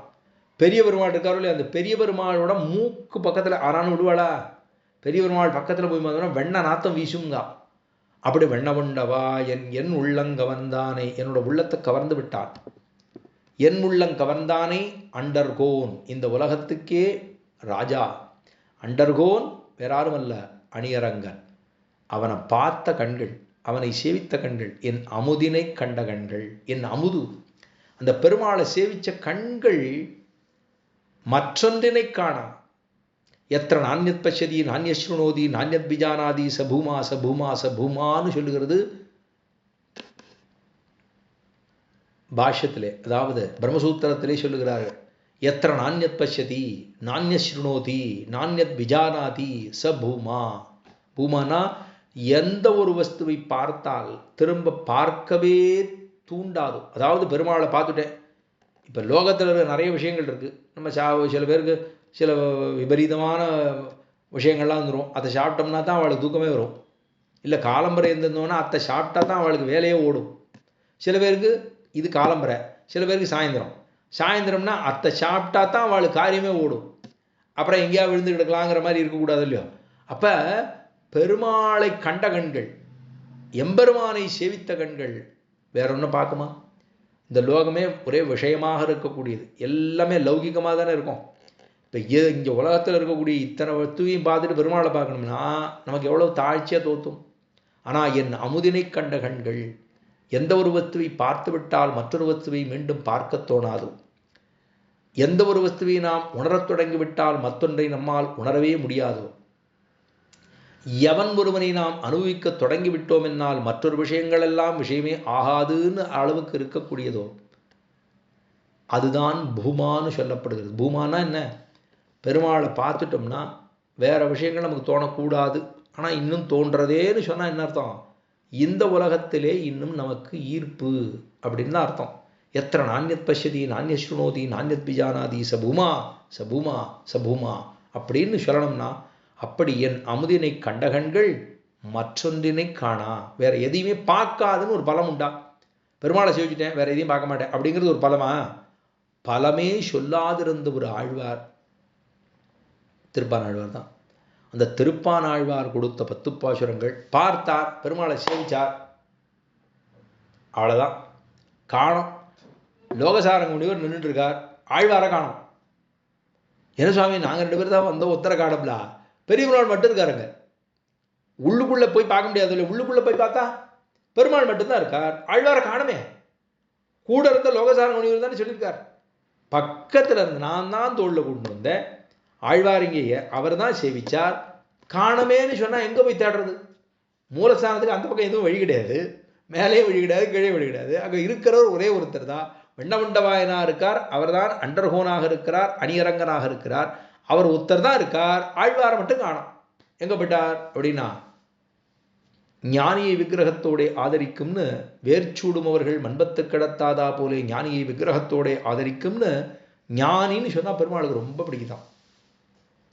உணர்ந்த மெஞ்ஞானியர் அப்படின்னா ஞானீத்து ஆத்மைவ மேமதம்னு கண்ணன் கீதையிலே தெரிவிக்கிறான். ஞானி தான் எனக்கு ரொம்ப பிடிக்கும். 4 விதமான பக்தர்கள் என்னை நோக்கி வருகிறார்கள். 4 பேர் வராலாம். சுவாமி 4 பேர் தானே, நாங்கள் 40 பேர் இருக்கோமே அப்படின்னா அந்த பக்தர்களை சொல்ல என்ன சொல்கிறோம் அப்படின்னா ஆர்த்தோ அர்த்தா சதுர்பிதா பஜந்தே மாம் ஜனா சுகிருதினோர்ஜுன ஆர்த்தோ அர்த்தார்த்தி ஜிக்யாசு ஞானீஜபரதர் விஷதப. கண்ணன் கீதையில் தெரிவிக்கிறான் 4 விதமானவர்கள் என்னை நோக்கி வருகிறார்கள், பிரார்த்திக்கிறார்கள். ஆனால் இவாளுக்கு யார் எனக்கு ஞானியை தான் ரொம்ப பிடிச்சிருக்குன்னார். உதாரா சர்வையே வைதே ஞானீத்து ஆத்மைவ மேமதம் கண்ணன் தெரிவிக்கிறார். சதுர்பிதா பஜந்தே மாம் 4 விதமான மக்கள் என்னை நோக்கி வருகிறார்கள். யார் தெரியுமா? ஜனா சுகிருதி நோர்துன ஆர்த்தோ, யார் ஒருத்தன் பணம் வேணுமோ அவன் வரான், பணத்தை இழந்தவனும் என்னிடத்துல வரான், கைவல்யார்த்தியும் வரான், ஞானியும் வரான். ஆனால் இந்த 4 பேரில் எனக்கு யார் தெரியுமா பிடிக்கிறது? ஞானியைத்தான் ரொம்ப பிடிக்கிறதுன்னார். பெரிய பெருமாளுக்கு பிடித்த ஞானியோ திருப்பானாழ்வாருங்கிற ஞானி. ஏன்னா என் அமுதினை கண்டகண்கள் மற்றொன்றினை காணானே சொன்ன ஆழ்வார் அவர் ஒருத்தர் தானே. இவரை பார்த்துட்டேன், வேற எதையும் பார்க்க முடியுமா? ஏன்னா ஆழ்வார் ஒரு தரம் தான் போனார், ஒரே தரம் தான் சேவிச்சார். அப்படி இவ்வளவுதான் சேவிச்சார். என் அமுதினை கண்டகண்கள் மற்றொன்றினை காணான்னு பார்த்தாரோ இல்லையோ, பார்த்ததுக்கப்புறம் காணோம், ஆழ்வாரை காணவில்லை. அவ்வளோதான். லோகசார முனிவர் சொல்றார், இங்கே தான் என்னோட தான் வந்தார், ஆளை காணோம், நான் என்ன பண்ணுவேன், பெரியவர்கள் தான் கூட சேர்த்து விட்டார். அவ்வளோதானே சொல்ல முடியும், வேற என்ன சொல்ல முடியும்? அப்ப இங்கே பிறந்தவர்கள் எல்லாருமே ஒரு நாள் வைகுந்தம் புகுவது மன்னவர் விதியேன்னு இருக்கிறது. ஆனால் வைகுந்தம் புகுவது மன்னவர் விதியேன்னு சொன்னால் மன்னவர்னு எப்போ சொல்லிட்டோமோ வெண்ணாட்டுக்கு போன பிற்பாடு தான் எம்பெருமானோடு சேர்க்கிறோம் கலக்கிறோங்கிறது இருந்தது. ஆனால் இந்த லோகத்திலேயே பிறந்து வைகுந்தம் வேறல்ல திருவரங்கம் வேறல்லன்னு சொல்லும்படியாக, விண்ணவர்கோன் வேறல்ல வண்ணவுண்டவாயன் என்பது வேறல்ல மதில் அரங்கன் வேறல்ல என்று சொல்லும்படியாக, வேற்பத்தானது உபதேசம் என்று சொல்லப்படுகிறதான திருவரங்கத்திலே பெரிய பெருமாள் என்று சொல்லப்படுகிறதான ஸ்ரீவைகுண்டநாதன் அங்கே பரபாசுதேவனாக இங்கே ஸ்ரீரங்கநாதனாக இருக்கக்கூடியதான பெரிய பெருமாள் இருக்காரே, அவர் வேறாருமல்ல பரபாசுதேவனே ஸ்ரீரங்கநாதனாக இங்கே எழுந்துருளி இருக்கிறான். அந்த எம்பெருமானை அங்கே போய் சேர்றது ரொம்ப தூரம் பிரயாணம், இங்கே போய் சேர்றது ரொம்ப சுருக்கமான பிரயாணம். அப்படி ரொம்ப சுருக்கமாக பாடி நெட்டுக்கு பாடினா எல்லா ஆழ்வாரும் ரொம்ப தூரம் அச்சிராஜமாக இருக்கிறத பிடிச்சி மேலே போய் சேர்ந்து பெருமாளை சேர்ந்துருக்கா. இவர் சுருக்கமாக பாடினார், நேர பக்கத்தில் போனார், உறையூர்லேருந்து திருவரங்கத்துக்கு போனார், சேவிச்சார். அதுவும் அவராக சேவிச்சாரான்னா இவர் கூண்டு போய் சேவை பண்ணி வச்சார். அவரை கூட்டிண்டுவான்னு பெருமாளை அழைச்சி இவர் தோளில் ஏறி உட்காந்துண்டு அண்ணட போய் அங்கே போய் பெரிய பெருமாளுக்கு முன்னாடி போனார், சேவிச்சார். அவரை சேவித்த கண்களால் வேறொன்றை சேவிக்க மாட்டோம் என்று சொல்லி முடித்தார். பெருமாளோட சேர்ந்துட்டார். அங்கே போய் சேர்றது மிச்ச பேர்லாம், இங்கேயே சேர்ந்தது திருப்பானாழ்வார் ஒருத்தரே. அப்போ அந்த திருப்பானாழ்வார் மற்ற ஆழ்வார்களை காட்டிலும் எத்தனை உயர்ந்தவர் அப்படின்னு சொன்னால், வினையுங்கையுமான அந்தரங்கராக இருக்கக்கூடிய ஆழ்வார். ஆளவந்தார்னு ஒரு மகாச்சாரியர், அந்த ஆச்சாரியர் இடத்துல அவர் கடைசியாக உடம்பு முடியாமல் படுத்துட்டு இருக்கார். அப்போ போய் சிஷ்யாலாம் போய் கேட்குறா, சுவாமி அடியோங்களுக்கு உஜ்ஜீவனத்துக்கு ஏதுவாக ஒரு வார்த்தை சொல்ல வேணும் அப்படின்னு பிரார்த்திச்சா. அதுக்கு ஆளவந்தார் என்ன தெரியுமா சொன்னார்? பெரிய பெருமாள் திருவடிகளே எல்லாமாக இருக்கக்கூடிய வினையுங்கையுமாக இருக்கக்கூடிய அந்தராக இருக்கக்கூடிய திருப்பானாழ்வாருடைய திருவடிகளையே உபாயங்களாக கொள்ளுங்கோள் அப்படின்னு தெரிவிச்சுட்டார். அப்படின்னா என்ன அர்த்தம்? பெரிய பெருமாள் தான் எனக்கு எல்லாம் அப்படின்னு சொன்ன ஆழ்வார் திருப்பானாழ்வார். அவர் எப்படி இருக்கார்? வினையுங்கையுமான அந்தரங்கராக பெருமாளுக்கு. அந்தரங்கர்னா உள்ளுக்குள்ளே போனார், அந்தரங்கமாக உள்ளுக்குள்ளே போயிட்டார். அந்த ரங்கன் வச்சுக்கலாம், அந்த ரங்கன் நம்ம இங்கேருந்து சொல்லமா இல்லையா, அந்த ரங்கன் இப்படி சொல்லலாம். அந்தரங்கம் அப்படின்னா இந்த ஆழ்வார் அந்தரங்கமாக அவரோடு சேர்ந்தார், ஒன்றாகி போனார் அப்படின்னு சொல்லலாம். அப்படி போனதான ஆழ்வார். அப்போ அவருக்கு என்ன பெருமை அப்படின்னா, பெருமாளோடு சேர்ந்த பெருமை. ஏன்னா மிச்ச பேர் எல்லாம் இங்கேருந்து போனால் இவர் இங்கேருந்து இப்படியே நேர போயிட்டார். அப்படி போன பெருமை யாருக்கு உண்டு என்னால் எந்த ஆழ்வாருக்கும் அந்த பெருமை இல்லை, திருப்பான ஆழ்வாருக்கு ஒருவருக்கு மட்டுமே உண்டு. அப்படிங்கிறத பார்த்தோம்னா வீணையுங்கையுமான அந்தரங்கராக இருக்கக்கூடிய ஆழ்வார் அவருடைய திருவடிகளையே உபாயமாகவும் உபேயமாகவும் கொள்ள வேண்டும். அதையே போய் சேர இடமாகவும் வச்சுக்கோங்க, அங்கே போய் தான் அனுபவிக்க போகிறோம் அப்படின்னு வைத்துக்கொள்ளுங்கோள்னு ஆளவந்தார் தெரிவித்திருக்கார். அப்படி இருக்கிற ஆழ்வார் எங்கே இருக்கார்? திருப்பான ஆழ்வார் உறையூரில் அவதாரம் பண்ணார். திருவரங்கத்திலே எங்கே உள்ளார் அப்படின்னா தெற்கு வாசல் வழியாக உள்ளே நுழைந்தோம் என்னால் முதல்ல கூரத்தாழ்வானுடைய சந்நிதி வரும், அதுக்கப்புறம் தொண்டரடிப்புடி ஆழ்வார் சந்நிதி வரும், அதுக்கப்புறம் விட்டல் கிருஷ்ணன் சந்நிதி வரும், அதுக்கப்புறம் திருப்பான ஆழ்வாருடைய சந்நிதி வரும். அங்கே தான் ஹனுமான்னு சொல்லப்படுகிற ஆஞ்சநேய பகவான் உள்ளார். இந்த ஹனுமானுக்கும் திருப்பான ஆழ்வாருக்கும் ஏன் 2 பேர் சேர்ந்துருக்கா ஒரு இடத்துல? என்ன காரணம்? ஹனுமாருக்கு திருப்பான ஆழ்வாருக்கு என்ன சுவாமி சொந்தம்? ஆஞ்சநேயர் சந்நிதிம்பா. இந்த ஆஞ்சநேயர் சந்நிதிக்குள்ள திருப்பான ஆழ்வார் இருக்கார். ஏன் சுவாமி இருக்காருன்னா ராமனை பார்த்த கண்கள் மற்றொன்றினை பார்க்காதுன்னு சொன்னவர் ஹனுமான். ராமனுக்கு பிரதிநிதியாக இருக்கக்கூடிய பெரிய பெருமாளை பார்த்த கண்கள் மற்றொன்றினை காணாதுன்னு சொன்னவர் திருப்பானாழ்வார். ஏன்னா ஸ்ரீ ராமாவதாரத்தில் ராமன் கடைசியாக சாந்தாகனிக லோகத்துக்கு எல்லாரையும் கொண்டு போனார். எல்லாரும் வாங்க வாங்கினார். எல்லாரும் வந்தோம். அப்போ இருக்கிறவா வந்தவனே நாங்களாம் போகலாம் அப்படின்ட்டு சாந்தானிகளும் வைகுண்டத்துக்கு பக்கத்தில் இருக்கிற இடத்துக்கு கொண்டு போயிட்டார். ஹனுமான் இருந்தார். ஹனுமன்னு தேவரீர் வேண்டாமா வரீரா வல்லியா அப்படின்னார். அப்படி சுணக்கமாக இருந்தார் ஆழ்வார். சில விஷயம் நமக்கே பிடிக்கலன்னா நமக்கே கொஞ்சம் அப்படி முகத்தை காட்டாமல் இருப்போம் இல்லையோ. ஆஞ்சநேயர் அப்படியே இருந்தார். ஹனுமான் பக்கத்தில் வந்தார். ஹனுமன்னு தேவாள் வரலையா, ஏன் இப்படி ஓரமாக நிற்கிறது, சுணக்கமாக நிற்கிறதே என்ன காரணம் அப்படின்னு கேட்டார். சொன்னார், ராமா நான் உன்னை சேவிச்சிருக்கிறது எப்படி சேவிச்சிருக்கேன்? மாந்தோல் மரபுரியோடு சேவித்தோம் ராமனை. சீதா பிராட்டி ஒத்தியோடு தான் சேவிச்சிருக்கோம். ஸ்ரீவைகுண்டம்னு சொல்லிடுறேன், அங்கே எப்படி இருப்பீர்னு கேட்டார். நான் எப்படி இருப்பேன் தெரியுமா? வைகுண்டேது பரையலோகே எல்லாம் புடைசூட, கருடன் என்ன, ஆதிசேஷன் என்ன, விஸ்வக்ஷன் என்ன, நித்தியசூர்கள் என்ன, எல்லாரும் புடைசூட அப்படியே இருப்போம். ஒரு பக்கம் ஸ்ரீதேவி, பூதேவி, நீலாதேவி எல்லா தேவிமார்களோடும் இருப்போம்னு சொன்னார். நான் வரலன்னு விடார். ராமனை கண்ட கண்கள் மற்றொன்றினை காணா. உன்னை பார்த்தது மாந்தோல் மரவரிக்குத்தான் நாம் ஆட்பட்டோம். ஸ்னேகோமே பரமோராஜன்னு தொய் நெட்டம் பிரயத்திதகா பக்திஷ நியதாவீர பாவோ நானியத்த கச்சதின்னு என் ராமனை பார்த்த கண்கள் மற்றொன்றினை பார்க்காது. உன்னை நான் இப்படி தான் சேவிச்சிருக்கேன்.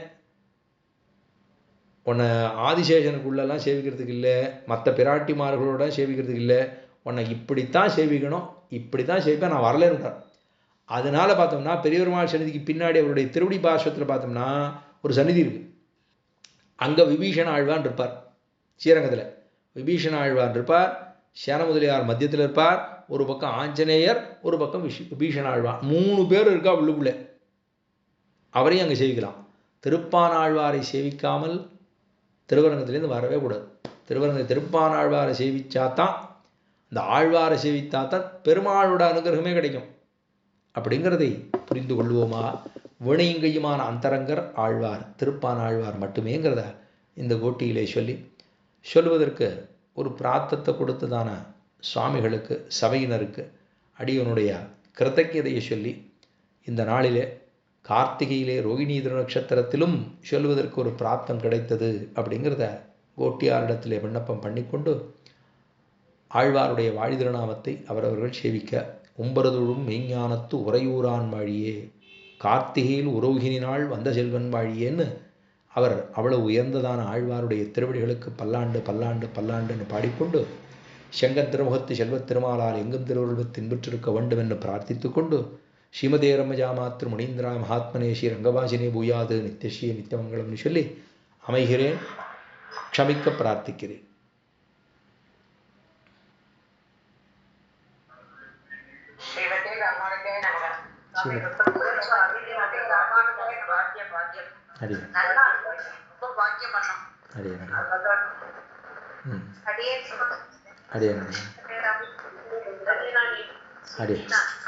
அடியே